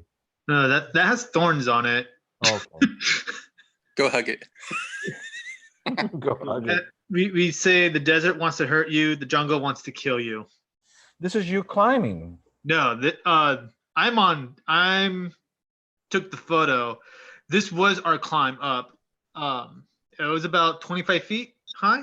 It's a super easy climb. Chris, I don't know if you're a rock climber or not. No. No. Okay. So this right here is doing this. So you're climbing vertical, like sideways, and then you have to go Yeah. through this lip right here. No thanks. Yeah, there's Joshua Tree. Beautiful. Be there next week. If you like to come, I'll take you rock climbing. No, I'll be there in 2 weeks, actually, for real. All right. Buddy of mine. Now the coloration here, Joey, I don't know if it's my monitor, but it has sort of a filmy look. Did you purposely do that, or is it just my imagination? This is your imagination. This is on a 8 megapixel PowerShot Canon. Okay. 7 something, I think. Yeah. That's our kitchen. Oh, nice. For the 4 This days is we a were really there. great place to be. I mean, aside from the climbing, to be Oh, out yeah. there in nowhere and have a little food and sit under the stars and make Yeah. a fire. Cool. I like that. What's the yellow thing on the ground? Is that the road or tape? That's or- the rope that's holding our tarp up for our shade. Okay. Yeah. It's a kid. And is this like a the kid's got mallets? Is this like a those are like vibraphone mallets? Yeah. So the Um, guy that was there, he's just a hired drummer, okay. and so he just has all these drums, like fake drum sets and everything. He brought the Zuzavola thing, the thing that you blow inside the mouth, like the I Oh think it's yeah. New Zealand, or an Australian instrument. Oh, that one. What's really low sounding. Yeah. Yeah. He made one out of PVC pipes. How cool. Cool. And so a bunch of guys took that up onto the rocks hills, and you just hear that all night long. They thought it was funny. I love this. You did this to me before. Your nature photos. I kind of escape into your nature photos. Yeah. It was you that inspired me to do that. Road trip photo series. Oh yeah. Yeah. Yeah. Which we haven't got Chris Hooten to get one of those going. We gotta. Yeah. He would be interesting to do What's that? You have to share your it. some road trip photos, Chris. Oh, yeah. We do a little road trip photo thing and look at your road. Just talk about like, oh, we did this, we went there, and whatever. Yeah. So this is, whoa, my guy's glitchy. Look at this abstraction. So this is me not knowing anything about photography. Maybe the best picture you've ever taken, Joey. Just joking. Probably. No, you're an amazing photographer, an amazing retoucher too. So This is the Canon what? hold on. Let's find out. File info. Yeah, I don't know why my thing's glitchy. This is 2008, 1:30 a.m. Canon PowerShot. Yep, the Canon PowerShot SD400. These images are 1600 by 1200. Yes, these are very small images. Only in size, not in importance. Right.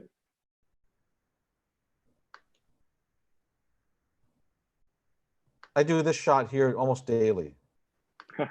Sitting up close. Yucca. I mean, how you can't go wrong with them with some succulents. Yeah. I've seen so many of those plants at the OC Fair when judging. You have no idea how many. Oh go for. gosh, I can imagine. Kill me now. It's hard to take a unique shot of a supplement. It really is. I know. I tried this morning actually. It sucked. I'll send you one. I would totally send you one. You're like, Okay. wow, this is the best one ever. Challenge is on, Joey. Yeah, send me one. I'd like to see. Change my mind. Have the love for the supplement again. Oh, I love this. I love that sub series. Oh, he's so great. Oh, he's such a jerk though. That is some gnarly cactus. Yes. So this image right around here, I got attacked by a cactus. I put my knee down. I didn't see where I put my knee at because this is my first time ever camping in the desert. So this is like, oh, sure, yeah, let's take this. And I look, and there are needles in my knee. Oh. And They're on the my kind that you leg. pull out, or they have little hooks where you couldn't get them out. I was able to pull them out with a what's it called? Pliers? Pliers. And then Yeah. I duct tape my knee. It sounds sterile. It sounds like you got attacked by a cholla plant. They were tiny. Was it those sticker balls? Mm-mm. It was little bar. It was like barbs, right? But it was like a sticker. Was there else sticker balls Look, and this with a guy barb? right here. Oh, what a beautiful! What is the heck is that? Yeah, I don't know. When I saw these, they looked like pieces of poop. But it also kind of looks like coral, like a coral reef. Or Yeah, something. totally. Yeah. It's true. God, It's Yeah. not This is cholla the- plant. This is the guy that attacked me. This. Oh, this whole thing. oh God, dude, that's gnarly. That would be a cholla plant. I guess not. I don't know what cacti that is. We're But for almost cholla done. plant, This is like it's crazy though. For cholla plants, cactus, if you get near it, it will attack you. It will, and you need pliers to remove it, the barbs off. Yeah, That's That's how bad it is. yeah. We went to the cactus gardens over there. Oh, God. This guy had a ball on his hand, and he's trying to take it out, and it's rotating on his hand. wow. Yep, I Yeah. believe it. Yeah, those guys. He had the end piece on his arm. Yeah, that's a cholla. They're not fun. No. Definitely avoid at all cost. If you see one, just get your telephoto lens or get a medium telephoto and photograph from We distance. walked through the cactus garden, so you should be fine. There's trails in there. It's a pathway. This is true. That's nice. Yeah, that looks like a cholla. Dead That's a trails. picture. So my friend's a live. huge aquarium person. And like the skeletons of the Troya cactus are like high valued. And they go for like $10 per like 3 inches. Oh, Wow. what had did no they do idea. with it? What did they? They just look nice Okay, in the aquarium. decorative thing. Yeah, it's a very decorative piece. I had no Yeah, idea. I love these are beautiful. Yeah, definitely. this is what got me into photography. Hmm. I mean, you bought a pretty nice camera. I mean, so Well, You know. this was my mom's camera, and so I told her like, Oh. "Hey, can I take it with me this time to Joshua Tree because I want to take Yeah. photos of like things that I see." right. And so I had very specific rules of like what to do and how to take a photo of like must have it on you at all times, must do this with it. So I'm like, okay. Yeah, I think this one got published in a book, Oh, in a like school book. Nice. I'll be back, guys. All right. okay. I'm gonna go turn my corn. I'm cooking corn. I'll be right back. Ooh. Yeah, I'll wait till you come back, Ken. craziness. Yeah. Good times, man. I think the first time I picked my digital camera was for, well, it was photograph at raves. But the very first film camera I touched was a toy plastic 35 millimeter, Mhm. a Ricoh, I think it was. It's like a pure all plastic body. It was weird. So I get these text messages from Texas. Say, "Hi Kelly, this is Beth with Powered by People. We're talking to Texas voters about the election. Who will you be supporting for president?" Oh, geez. I didn't know your name was Kelly. Yeah, I get those messages too. I So- don't respond to it because No. So if I get something that says like support Trump, I'll say support Joe Biden. If it says support Joe Biden, I'll say build the wall or something. Just phenomenal things that I get back from people. I don't even bother responding to those messages. I don't have time. No, please. It's like, because like this is from Texas. I don't know anybody from Texas except for my like family. But like someone has my number, apparently has my number, or writing down my number in Texas, and it's annoying because I'm getting like these things. So there's, yeah. I guess she's Democrat. I guess Kelly's Democrat because I get a lot of like support the Democrat Party, and then I just go on and on a not How on. long you live in California that your vote doesn't matter? Well, I had someone who's like, your vote matters in California. Vote for your Governor Newsom. Vote for him. He's a good leader. And like, yeah, uh-huh.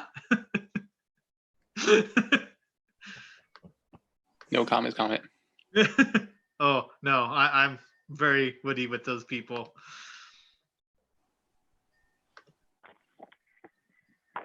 Love it. Yeah. Nobody's back. I couldn't. I had to go to the bathroom. I was dying. I know, man. TMI, man. This is a I'm sorry. beautiful I'm an oversharer. Good Did I write times. this one down? Because I looked through this before. Hold on. This is a good photo. I like this photo. 963 9693. Yeah. Ooh, it's gonna be hot this week, huh? Is it? Yes, it is. Good times. It's like pineapple. Oh, speaking of pineapple, have you had a white pineapple before, Ken? No, I've had No. gold, but not white. White pineapple is a specific type of pineapple that's from Kauai, Hawaii. Kauai, and it will only harvest like maybe it's less acidic than a yellow pineapple. Oh, And let me tell you, I was able to order one Yeah. online. It's the best pineapple I ever had in my entire Oh, life. that's awesome. And I just wished I had more, but it's expensive. It cost me like $30 to get it shipped here. But Whoa, 30 oh bucks. dang. the thing is though, the core of the pineapple, the yellow pineapple, is not edible Yeah. because it's very Yeah, it bitter. is. Not really. You're not supposed to eat it. Oops. Oh well, I love it. It's like a favorite part Like- of pineapple. But you can eat it. But for the white pineapple, the whole thing inside is edible. It's tender, huh? It's just magical. That's cool, man. I didn't know that existed. Me neither. Same. Same here. Yeah. Oh, if Oh, here we go. once everything passes next summer, I'd be happy to order some more, and we're gonna share some. I'm gonna share some with you guys. Pineapple party. Why not? It's We'll watch really Pineapple Express. no comment, Joey. No comment. Great movie. A little Joey's fire a ant. politically correct photographer. Oh, geez. Oh, here we go. It's goofy. You're going so fast. You know,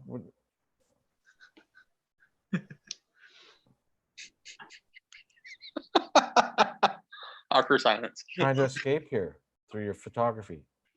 I love this. Talk about negative space. Wow, even more. Yes. So, I mean, like I saw this shot. I'm like, oh, cool. And what I wanted to do was get more down, or this down here, Yeah. up in the sky, but it didn't quite turn out correctly how I. Well, it's not bad. 3 is decorative. You have 3 twigs there. Yeah.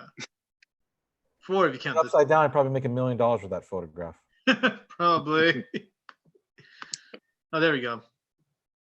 But yeah, I'm gonna recrop all of this and I wrote a bunch of numbers down of the photos that I liked, and I was gonna do just can't get down. You know? He's on my table that she knows they're not allowed to be on.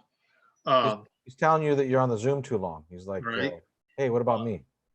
Feed me. So I'm gonna like try to re-edit these photos now to see. That'd be sweet.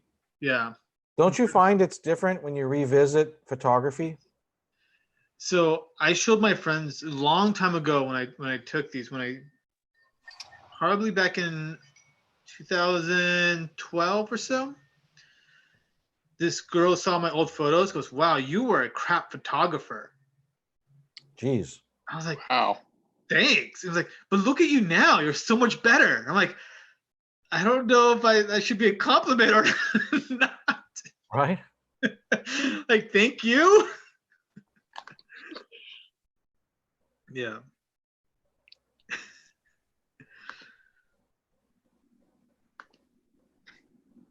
It was messy pink. Those are cool. What is that? Those are cactus? These are dried up cactus. Yeah. Okay, those are fuzzy looking. I think I know that hiking area. It's a little valley, right? I think. This is Sheep's Pass. Okay. Yeah. You'll see the encampment soon. There you go. That's sharp. I miss Josh's Tree. I haven't been there in like years. I got to go there in January before this whole lockdown and the snow. Oh man. It was Remember. gorgeous. Yeah, there's our encampment. Okay, so the coolest thing about this was that can you see my mouse?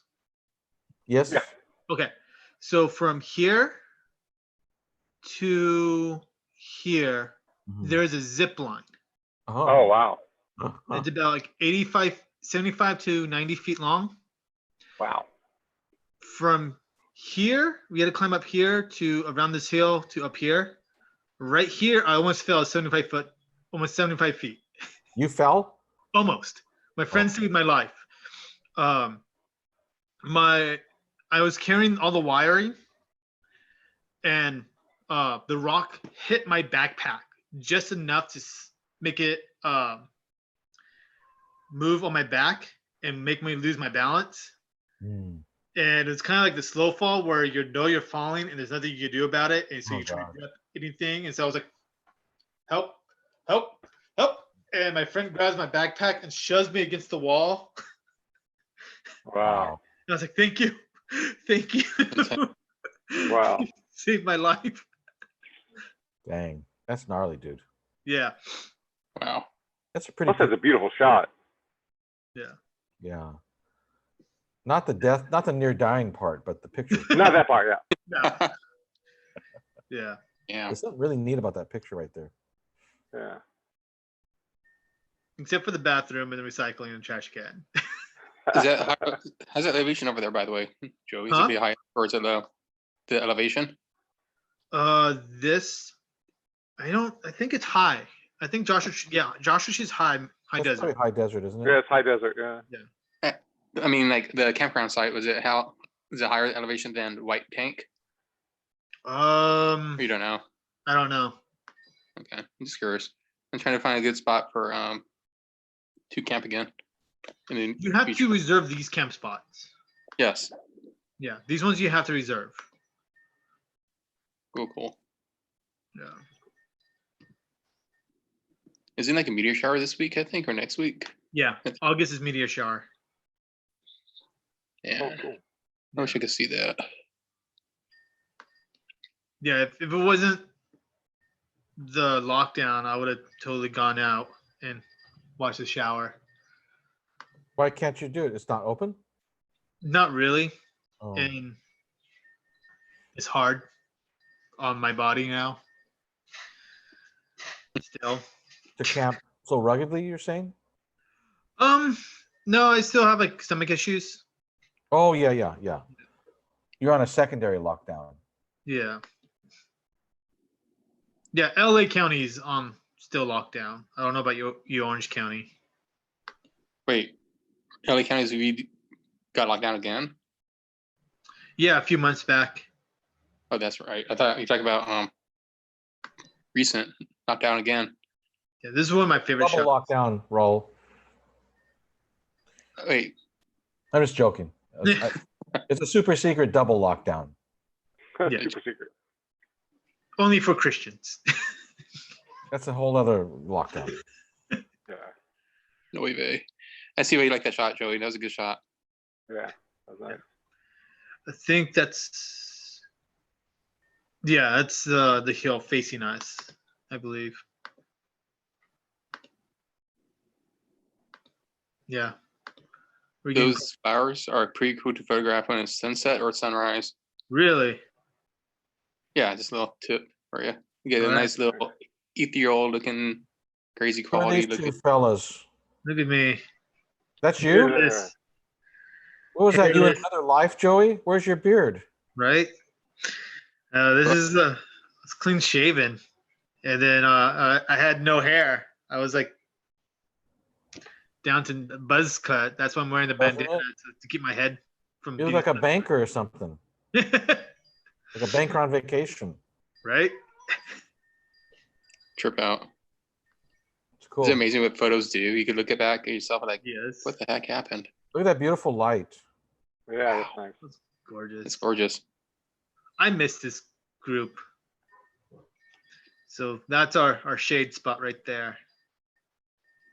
And then the guy who runs who ran it, his brother works for the advertisement industry, Uh-huh. and so he places all the billboards that you see in this on the freeways and stuff. So he had this 120-foot long King of the Hill billboard, and then it's like, hey, we don't have anything for shade really because the group's getting bigger.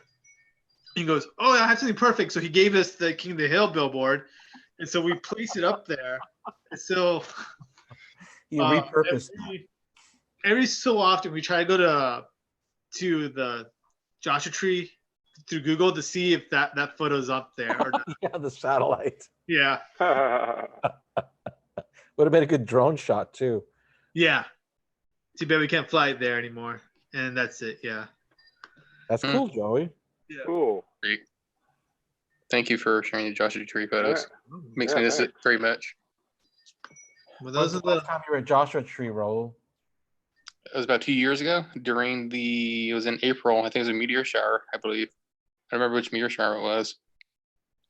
It was Bonnie's first time going there and her first, I think, not first time going to National Tree per se, but first time camping there for her and first time camping for me as well. And damn, it was pretty awesome experience at the Desert 2 camp. It's just that solitude you get. And you hear that once the wind picks up, it gets pretty windy and you can hear every single little detail. how sound travels. It's Mm. pretty, in my opinion, rewarding to experience a desert camp out because it's way different from Yosemite. It's way different. That's cool. Hey, Phil. What's up, guys? Phil, do you know Joey and Yo. Raul and Chris? Have you met Hey, them? guys. Yeah, I remember Raul. Yeah. Yeah. Right. Let's see. How come I can't? I have to start the video here. Oh yeah, just start your video. Here we are. ah! Phil, Yo, dude. where are you at, Phil? Where are you located? I'm in Mendoza, Argentina, Awesome. Fun. near the Andes Mountains. Are you there for a photo thing? Well, I'm here. I mean, I chose to spend the quarantine here, and then the city got completely locked down, and now 5 months later, I still can't get out of here. So Oh no. Well, at least you're not sick. yeah. So I have some photos here I'm going to share. This is just between us five. Don't share these with anybody else. Okay, this is I mean, you're on live on Screen YouTube, capture, screen so- capture, screen capture. what is it? What's happening? So So you can be sharing to the world. since it's just us, I'm going to share these. This You is can the turn off other your live day, YouTube. we took a little trip down Beach Boulevard. Huh. This is love the psychic thing. yeah. I shot That's this. a great shot. I shot this at Nice. Beach Boulevard with a Nikon F100 with a red filter, Tri-X 400 at 1600. I processed it in Rodinal, and scanned it on the Epson V700. And you can see I scanned it in the sleeve. See how it's curved? Mhm. See how the sides here are curved? So I scanned Right. it in the actual sleeve, where the negatives sit in. So it's not real great, Yeah, But it what you're works. looking at is a bar. That's how you do a bar. In at least that's how these guys are doing a bar. All those tents are people drinking at a bar outside. No Nice. way. Lucky John's is a bar right on Beach Boulevard. That's And right. Holy. not in Sorry. public because it's got the walls up. Right. That's why they have the walls. And when you drive by here, it's I had to stop because I saw this. Like, oh my God, look at that. It looks like a little shanty town or something. That's near the Marshall Art Star, right? Am I remember correctly? I believe so. Across the street from Sam's Club that used to be there. I There is think. something across the. I got another shot. Let me see. Let me go. So this is across the street. So as I took a picture of the bar, when I was walking up there, I saw a group of people going towards Huntington Beach, and they were they have this recalled Newsom thing on their Volkswagen, and somebody told me the flag on the back is a police flag, but I don't know. Was it like a dark blue strip? So black, white, and dark blue strip? It must be because you have two flags there. They're holding up an American flag. And then it was a Blue Lives officer flag. Black and white with a blue strip is Blue Lives Matter. Okay, so that's it. They're heading south on Beach Boulevard. I'm looking at this now. Wow, it's very grainy. Yes, it is. Which I'll But it probably works. It works. yeah. Yeah, it works. Yeah. Looks like a Tri-X has that 60 news Photo. thing. I mean, just because I'm old, I was programmed to see newspapers. So when I look at Tri-X film, I think that it's I don't know. I was just gonna say, it looks almost like a '70s photo. Yeah. Right? Oh, absolutely. Except for the Volkswagen, right, Phil? Right, the Volkswagen and the graininess and all that stuff. Yeah. Completely unintentional. Just me, very chubby Asian guy on Beach Boulevard, hot, sweating. Hoping not to get sick. Then Jeez. here's a interesting image. This is boomers on the 405 freeway near Warner. Oh. Better document that place as much as you can because that's going to be very nice photos to keep for yourself. I'm serious on this. Right. What is that thing? That's a miniature golf course. And Oh. I don't know if it's because of this whole, COVID virus, but it's closed. I mean, and it doesn't sure. look like they're coming back. There's And another reason behind it, What? they were having financial troubles before COVID. uh-huh. When COVID took place, that's when business started slowing down even more so, and then they closed it officially down unfortunately, because of COVID. Okay. So it was in the process of going away, unfortunately. But if I were you, though, document that place as much as you can. If you're able to trespass, photograph it, because it's gonna be one of those photos that's gonna be worthy to keep in terms of miniature golf, because I think miniature golf is gonna be A thing of the it's gonna be past, really hard to maybe? come by. Oh, And I'm not sure if you remember. See, somebody I know actually was documenting a golf course off of the 10 or 60, and it's very, very eerie kind of images, but it's rewarding because at the same time it's architecture too. It's architectural photography, but at the same time it's the afterlife of miniature golfing. yeah, Yeah. there's such a contrast here being there because you can see that the light was they took the light receptacle off of Mhm. this post, and then you can see weeds down here. And miniature golf courses are normally so bright and cheery and happy and goody two shoes, Yes. happy days, whatever. And it's just all weeded up, and there's some, they tagged the sign, and it looks like the Boomers people tore out the Boomers logo so that they wouldn't be sullied. I Or, think people did that. I don't know. Ken takes photos of it. And now it's all gloomy and sad. And It's dark and Take advantage of it. I'm serious. I'm being serious on this. last time I was in a miniature golf course, it was closed. It was further north on the 405 freeway when I was with Lizzie Armanto, and there are people actually living in these structures. Oh, wow. And we were trying to get a skateboard photograph because the miniature golf courses have all the water, and some of those things are kind of skatable. They're kind of okay. Uh-huh.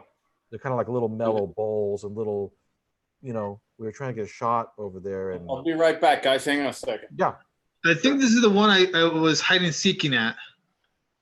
you were. Yeah, we were playing hide and seek in this one. Cool. So you're here recently when it was shut down, No, that was early college days. right? That'd be the shenanigans that somebody would do at a. Yeah, we jump into the castle and hide, and we see a Oh, golf ball right, and yeah, put it in the best hole. Yeah. yeah. Then that's further down. That's that's the pier. So it's blurry and sort of not on purpose, but looks okay, blurry. Maybe says something differently. Motion blur. Again, I had a red filter on there, so it really darkened down the thing. Oh, and the whole thing is I've been shooting f/16, so these are all f/16. Because Rob Johnson was talking about how it's better if everything's clear. So I was just doing that. I just wanted to do a roll of Tri-X at f/16. I like the blur to it. That kind of gives that. It feels like a lot of people's voices are being blurred out. Right. So it works out. Right. Mm-hmm. And Yeah, there's man. an interesting thing. This guy here he has a Black Lives thing, and other people had stuff about I don't know what, but they're The mixed VA. together. It's the veterans. That's what it was about. In case you wondered. Okay. And they normally on Beach Boulevard, they have these, you can't see them, but there's signs. They're right here. I can't remember what they say. I don't know if I've ever photographed that, but they're talking about something. It's lots of things going on Beach Boulevard. Cool. Yeah. Oh, and there's Apollo skateboarding That's cool. COVID. That's You know, I like no that. lighting. I normally use a light. Chris knows that. I normally have a light and a fisheye, but we just Yeah. try to go skateboarding so early that nobody's there. And if somebody shows up and they don't have a mask on, then they put masks on. My kids put masks on. And if too many people are at the park, then we just go to a different one. Yeah. That's him at Schweitzer Park in Anaheim. It's a crooked shot. No, I love it. It worked. I just kind of left it all full frame, you know. Cool. The kid, I love it. The skateboard's flat, but everything Yeah, else. that's true. Yeah. Many times before I shot a lot of fisheye, I would rotate an image to make the board flat, even if it sacrificed the horizon, which is No. a huge. This works because you got that weird angle with the ramp. Yeah, I like it. Yeah. Is that a Feels like the skateboard camera's going photography thing? with the ramp. What's that? What's that? Feels like you're doing the exact same thing on a different skateboard. What was your question, Phil? Is that a skateboard photography thing, a popular thing to do? What's that? To leave the board straight and the horizon tilted? No, you're really supposed to have the horizon flat. Oh, okay. Yeah. And I normally shoot with a really wide lens. This is a 50mm lens. So I'm standing back pretty far, but you know, it's black and white film with a red filter. And Apollo was doing a tail drop. Oh, that's Apollo? That's Apollo. He got big. Yeah. Jesus, man. Yeah. I just want to tell you, I can do that, no problem. Yeah. Good. Next time we're together, you're going to do that for me. Oh, interesting. This is I like it. Manzanita Skate Park, and I have this on my Instagram. I've been doing these Zooms with some skateboarders. So this is a skateboarder named Chris Stropel, and we did a Zoom about the Caster company. And Chris Stropel calls this the members-only entrance. So Manzanita Skate Park is closed, but it looks like skateboarders have, you know, made some modifications to the fence. Worked it out. Yeah. Even I I wish could it- fit through that fence. I wish there was some reference to the skate park in this. Well, there's a bowl here, Oh, I see. but you know, Could be a pool. yeah, it's difficult for me to shoot something like this because I have a bias because I'm a skateboarder, so I know where it's at. You know. Right, right. Yeah, you're right. It doesn't read like right in your face skate park. I first thought it was somebody that got out of there. Totally. Yeah, totally. And the city goes in there and they put this yellow tape, like don't, Yeah, that stops them. right? Yeah. What they That'll should stop do is those- put car batteries, a few car batteries on the connected to the poles. That'll stop. Oh yeah, now you're talking. Yeah. They do it for animals. They can do it for people. Holy True. crap, isn't that right? That's true. Yeah, so that was Yeah. it. The only one you missed, Phil, was you missed that picture, which was that's the Oh. pier. That's Huntington Beach Pier, and that's Oh, lots of different types of protests. On the right, there's these tents. Oh. There's like a little, farmer's market. uh-huh. In California, there's anything that's outdoors, like that bar I showed you. You know, that's a way to, make money and get Right. people in the sun. Anybody wearing masks in this thing? What was interesting is that in Huntington Beach, there are some people wearing masks. There's a lot of people at the mall. They built a mall right by the pier, right next to Main Street. There's an actual outdoor mall. There's some people wearing masks. I'd say that out of every 10 people, maybe one person in Huntington had a mask on. Jesus. And then if you keep Yeah. driving down PCH and you go to Seal Beach, there's way less people on the streets in Seal Beach, but more masks per person. And then if you keep going, you make a left onto 2nd Street and you go through Belmont Shore, Long Beach, it was almost 80% people in masks. Wow. That's And crazy. here, Really fascinating. That'd be an interesting photo essay is to shoot Huntington and to shoot Long Beach on the same day. Right. So the differences. And, with the whole racial thing going on, in Huntington, it was very rare to see a white person with a mask on, which I don't know why that is. Really? Yeah. And in Long Beach, just about everybody had masks on. Brown people, white people, everybody. And here in Argentina, you don't have a mask, you go straight to jail. Dang. Wow. Right. Yeah.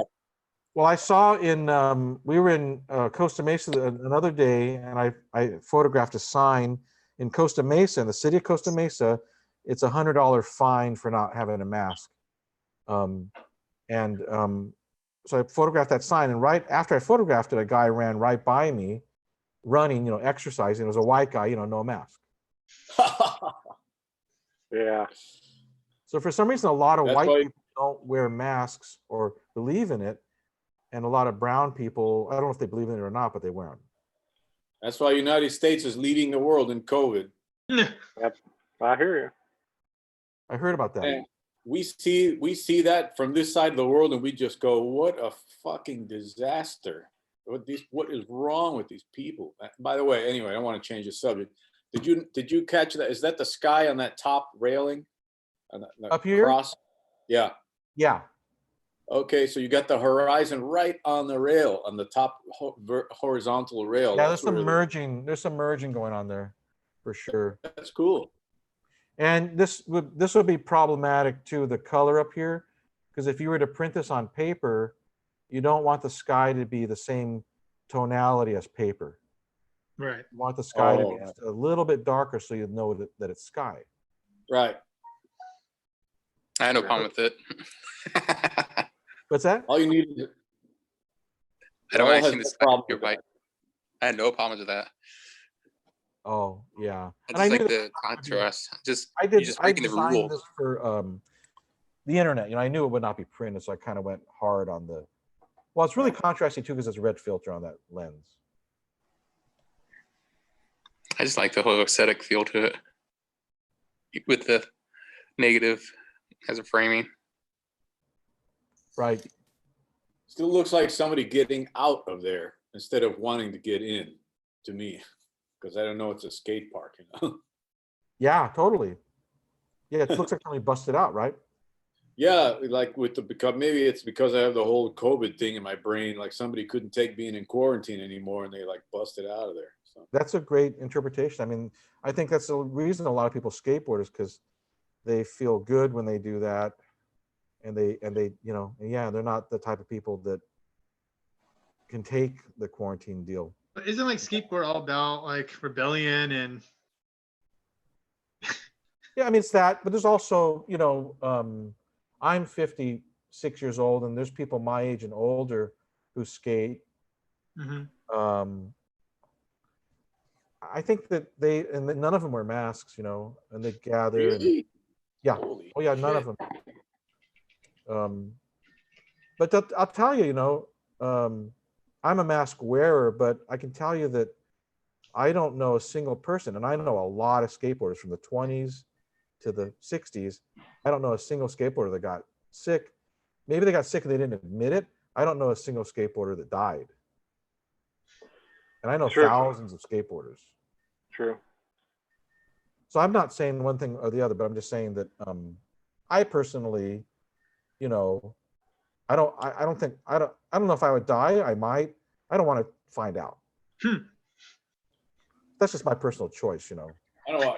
That's smart. I mean, there's a big story here in Argentina of this guy who was like a cross marathon cycler, triathlete, blah, blah, blah. Nobody would ever thought it happened to him. He got fucking sick and he had to get his leg amputated and all kind of almost died like 3 months in the Wow. hospital. Dang. And so Wow. that shit, if you don't know what level of COVID you're going to get, that's the thing. And this guy was a monster athlete. Yeah. And you don't know, and that's the thing about it, and you don't know how you're going to react to it. Yeah. They don't, and some people, they don't know if there's stuff that happens later, like to your arteries and blah, blah, blah. Right.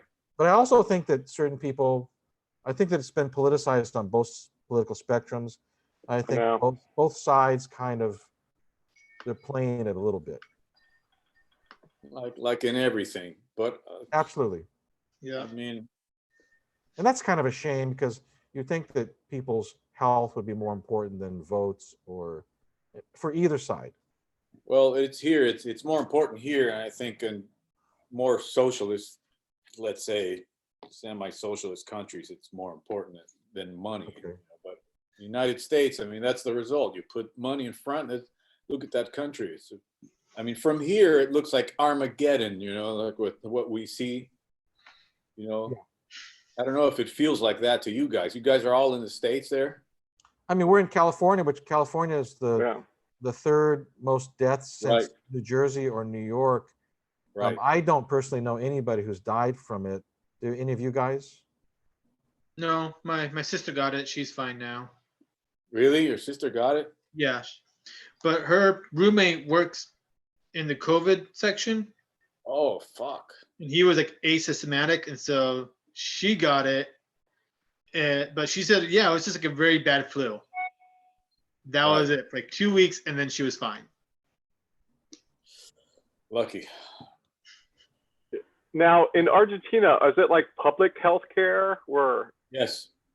So that's why I feel like they pay more attention because like here it's like you're gonna take care of your bill, but like my wife's from Japan, they were on it, because it's public health care. I'm like, we're gonna stop that stuff before anything happens. It's like there was no pussyfooting around. It was like, Right. let's knock that out. It's just completely different human values. Totally. So it's a weird, it's a weird thing. I mean, I'm born there. I'm here. I mean, I'm different parts Sure. of the world, and I look at the United States, and it's just so sad the way the things are going, and it's just wow, fuck. And I mean, even here, nobody can believe that that's the United States. They're so disillusioned with their country, with the country. It's like wow, unbelievable. Anyway. I think it's a huge part of the political game right now because the election is Yeah. coming up pretty soon. So I think it has to deal with that. Yeah, but I mean, the numbers are the numbers. Here in Argentina, we don't have like 2 million people. Yeah. that- Well, what's sad is that they're counting any flu death as COVID. So even as not the COVID-19, they're still counting it as a COVID-19 death. Yeah, I heard about that. Yeah, it goes both ways. Yeah. What the fuck, man? My girlfriend, on her father's side, they lost 2 people in Mexico. Mm. Really? Yeah. Oh, horrible. That Well, sucks. and there's COVID related things. There's people supposedly having heart attacks because they're so worried about COVID. Wow. True. Yeah, I Not imagine. going on to the doctor, and so their cancers progress in different things, and that's a COVID related thing. I believe it. Yeah, so it's gonna, in the end, we'll really know the numbers, But Or will people we? definitely are, whether people are saying that it's the flu, sometimes there are some people who are dying from COVID-19 in the Of U.S. course. Yes. Mhm. Definitely. More than 10. Definitely. Yeah. But what are you gonna do? You know what's happening here in Mendoza? Just one last thing that's so fucked up. And here in Mendoza, we were down to 0 cases. For months we were nothing, and then they let in some truck driver from Chile who was bringing food or whatever, fruits, and Chile next door is a complete disaster. Because they're like United States. They don't give a fuck. It's not socialized medicine and everything. Yeah.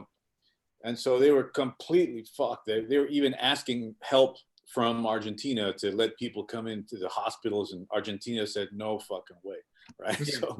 So this truck driver comes in. He was sick.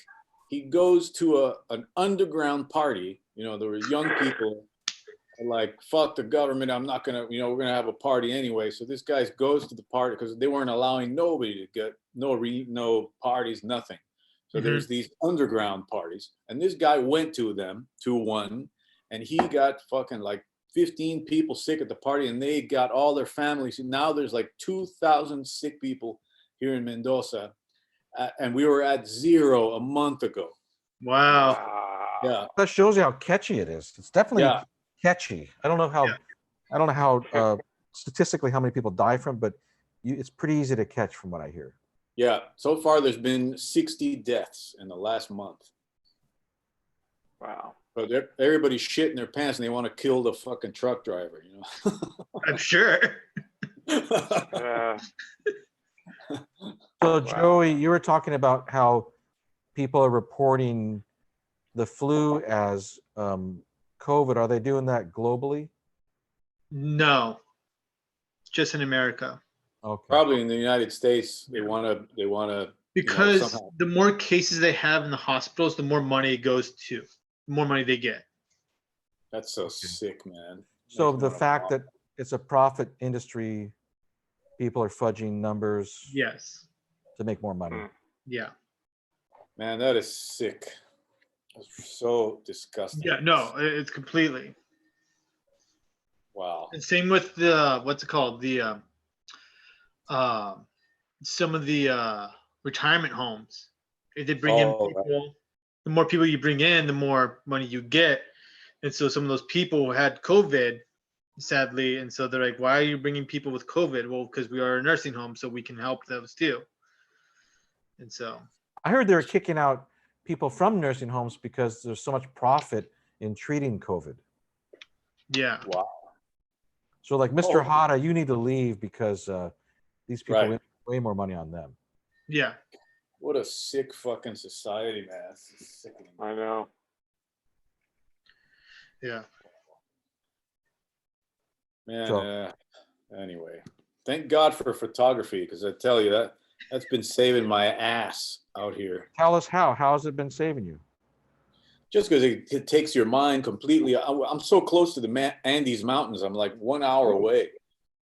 So, we drive up there, and it's like the whole world just disappears. Yeah. There's nobody up there. It's just so beautiful. You have any photos you can show us? Yeah, on my Instagram or Facebook page, or I mean, how do you share photos here on Zoom? Just I on the guess- bottom, there's a little green thing. Button that says share screen screen. share. Oh, share screen. Yeah. Okay. And then anything in your computer you can share. Okay, I gotta close all my porn. Hang on.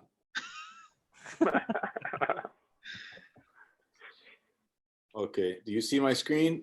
No, Not yet. not yet. Okay, share. Now? Yes. Now we can see your browser. Okay, so let's see what's here. You see this? This is actually a model I shot Saturday for an agency here. Beautiful. Yeah, she was stunning, man. She's kind of Indian. She actually even has a Mapuche name. What does Mapuche mean?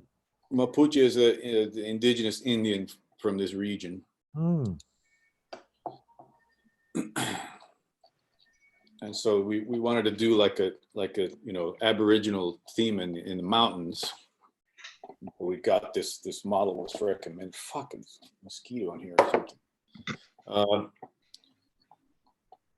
I'll show you the shot that I'm most happy with so far. Now, when you shoot a model in the day of COVID, how is that done? Did you do anything to safeguard yourself from getting sick, or? No, because she actually lives in that area in a city called Tupungato, where all the wineries are, and there's there's 0 cases up there. Is she worried about you giving it to her? Oh yeah, she was more worried about us, but it wasn't a problem. After a while, after a couple of hours, it was more relaxed. I mean, I wore a mask. I didn't wear a mask the whole time, but because once you get there, it's so vast, you can tell there's absolutely fucking nobody. So Well, your mask would really, it protects you on some level, but it would really protect her, right? yeah, that's the thing. But after a while, we saw nobody was sick, and I mean, I'm not sick. I mean, I just got an exam the other day too. So, where's the goddamn photo? Let me see. Looks like snow. Yeah, it's just snowing up there.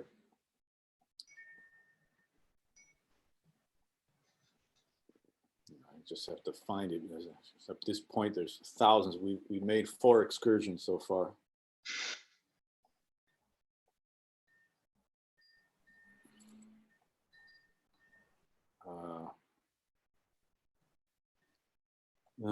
I always rate mine, I'll put like a star next to one. Yeah. I put 2 stars. Oh, actually, this is interesting. Can you see this? Yeah. How And do what I are we make it- looking at? How do I make it full screen on this thing? Wow. You hit the F on your keyboard. Hit the F on your.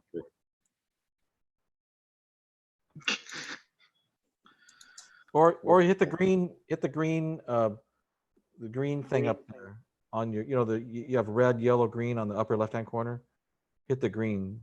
Of Zoom? No, on the little Lightroom. Lightroom. Lightroom. Upper left, Upper Fish left. shelf. That window. Green, the green dot, the right green dot. above that, right above your name. Keep going up. Above my name. Higher. Oh, this. Okay. I thought you meant in the program. I was trying to make the photo full screen. You did. then, you hit the arrows. Full screen. Hit what? Hit the little gray arrow. F as in Frank. Oh yeah. No, it goes there. On the what's it called? Right by your catalog, there'll be like a black bar, and then hit the little gray arrow that's in the black bar. Keep on going. Keep on going left. Go left. Oh, there you This? go. Yeah, Oh, okay. there's one in every 4 corners. Oh, okay. Well, is that big enough? You guys can see that? Yeah. Yeah. So these are gauchos, which is the Argentine cowboy. Oh. Yeah. That's That's the real, Gaucho Amigo. yeah, the real fucking thing. We were out in the boonies here, and this road leads to these mountains up here, and this is like a farm or some kind of a farm. And these 3 gauchos were riding down the road, and we were right as we were, walking towards camera. We were walking the other direction. We asked them if we could take a photo. They're super nice guys and everything. But that it was so authentic. Let's see if I have a picture of them from the front. Because they look so cool, Yeah, for sure. Yeah, this is them in the front, even the way they dress and everything, That's neat. Nice. And this dog Another dog here, yeah, that he was following them, it's like the dog of one of these guys. That'd be so beautiful if you hit the black and white button. You think so? Oh yeah. Try it out. I didn't think of it. I agree. Develop. I like the warm tones of it. I just think it's gorgeous. Let's see, black and white. Where go is to it? You're a Develop. developer. Go to develop. Where? Developer? Just develop up there. You have library develop. Click that once. Oh, presets. No, on the right, go to black and white. See, it says color, it says treatment. Okay. I gotta Color. move the. On the right, yeah. Hit black and white. Lower. Right there. There you go. Yeah, hit that.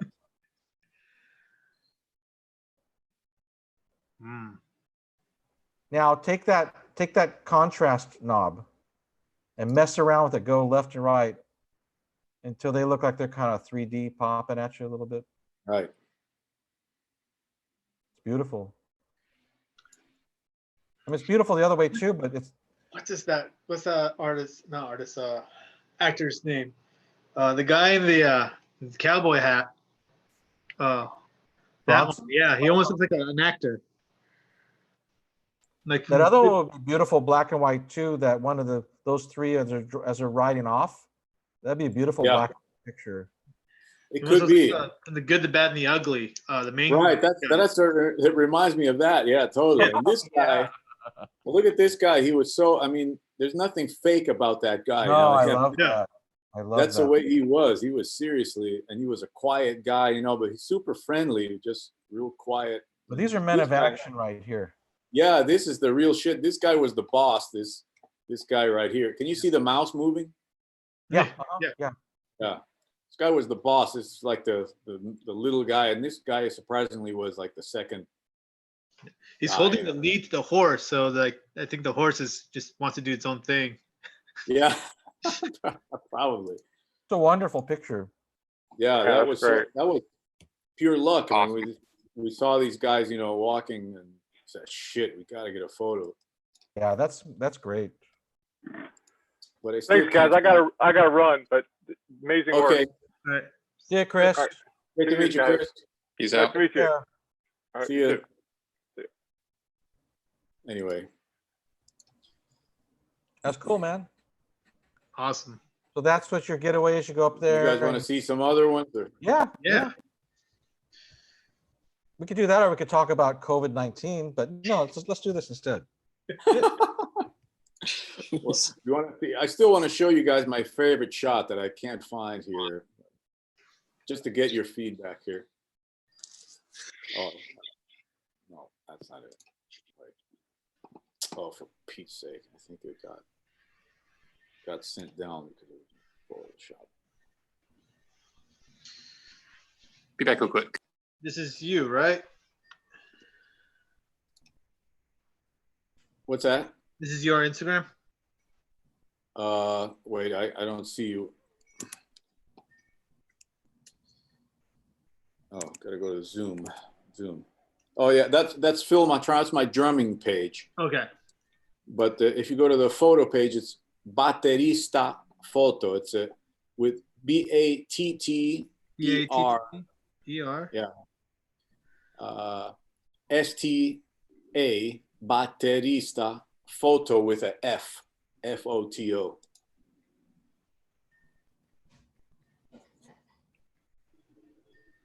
Ah. There you are. Okay.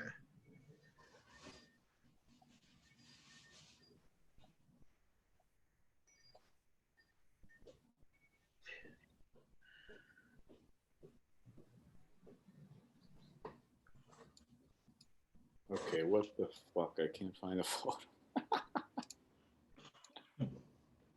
Well, I'll tell you what, I'll just show it to you in the,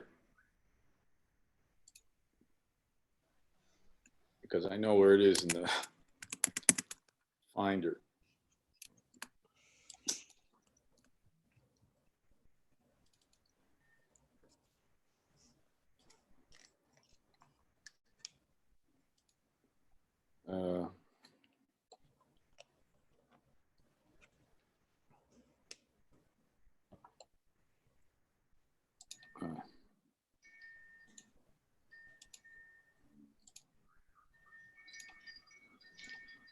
Oh, here it is.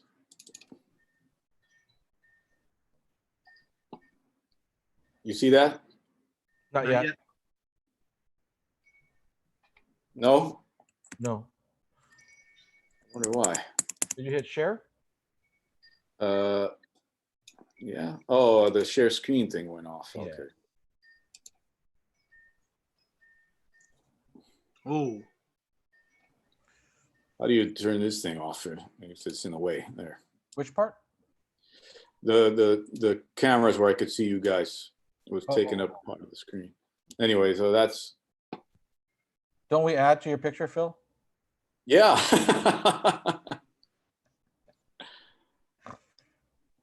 This is beautiful. Tell me what we're looking at. This river in the summertime is completely filled with water. So Wow. now the winter time now, so all the water's up there in the mountains, frozen, right? But so in the summer it comes down, and this water is used to irrigate the wineries. Oh, cool.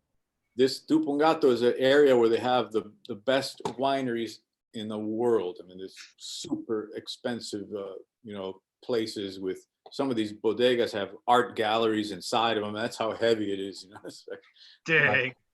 Right. yeah, Hey, you should get in the art gallery then. we're trying. We actually have a shoot at a bodega, a real prestigious bodega out Nice. here. Yeah, and I hope it's going to work. The guy, his name is Marcelo Pelleretti. He makes these wines that are like internationally renowned. And he is in Mendoza. He's like a rock star, So That's cool.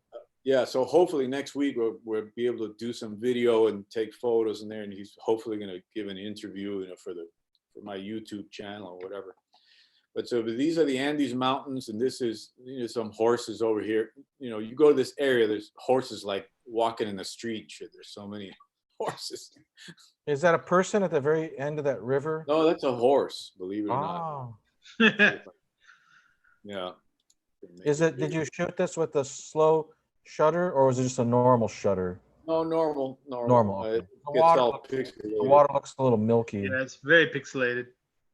because it's a low resolution. I opened Yeah. the low resolution. Okay. This is the high resolution version.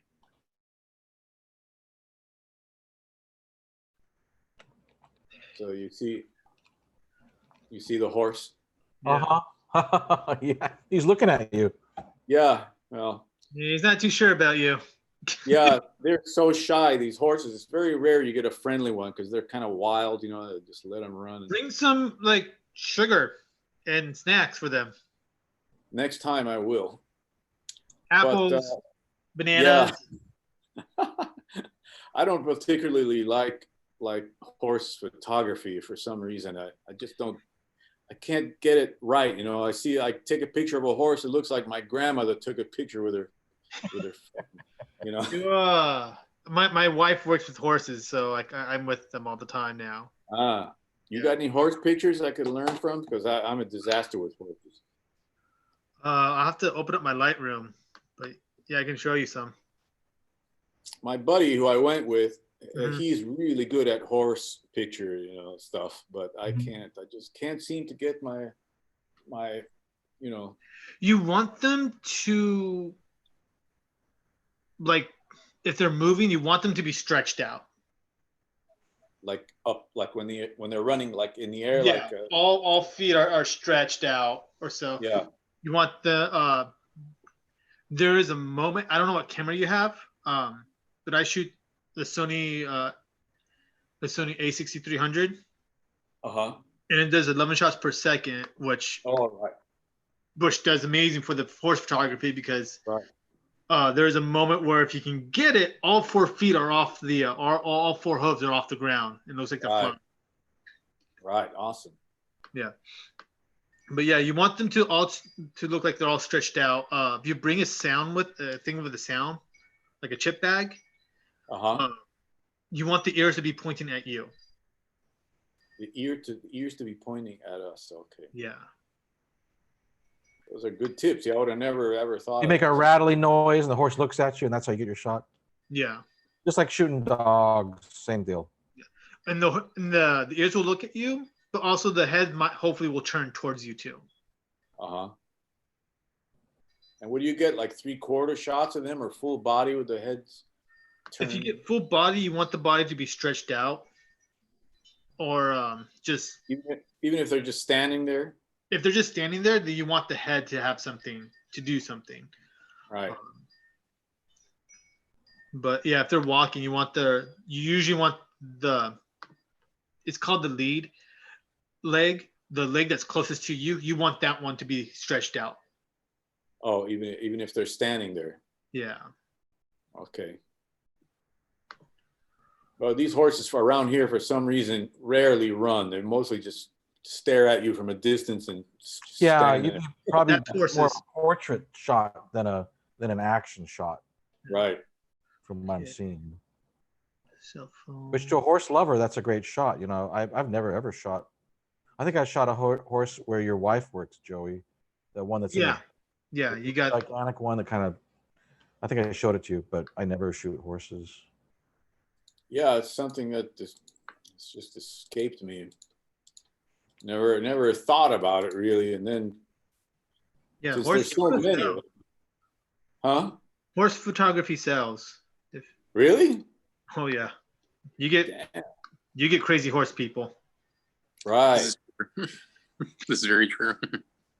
Wow. Never thought Including about those that. cowboy shots. Those cowboys. Yeah. You start selling those in Texas, they'll pick it up right away. You take those cowboy shots and you print them nice. You go to a mall, like an outdoor mall, bunch of framed cowboy pictures like that.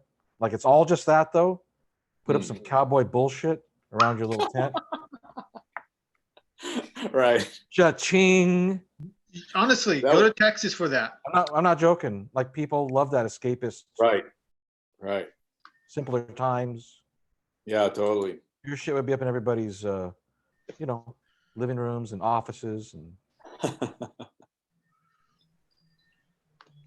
Let's see. I've opened up my photos. All right, cool.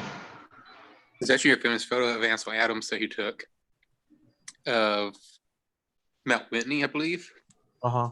And if you look closely at it, you can see actually a horse in the photo. I can't remember where it's at, but you got to look at it.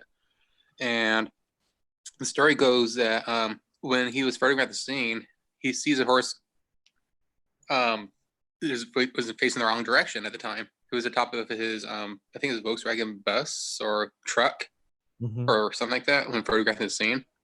And when a truck went by honking his horn, it scared the horse, and he was able to get that perfect look at the horse. You could tell it's a horse in the photo, and Right. it makes that much a difference before the photo and after the photo. Right. So Yeah. it's just I something, Yeah, something I to can think show about. these, but like YouTube has to be turned off because there are of kids. Oh, okay. Let me turn it off. Yeah.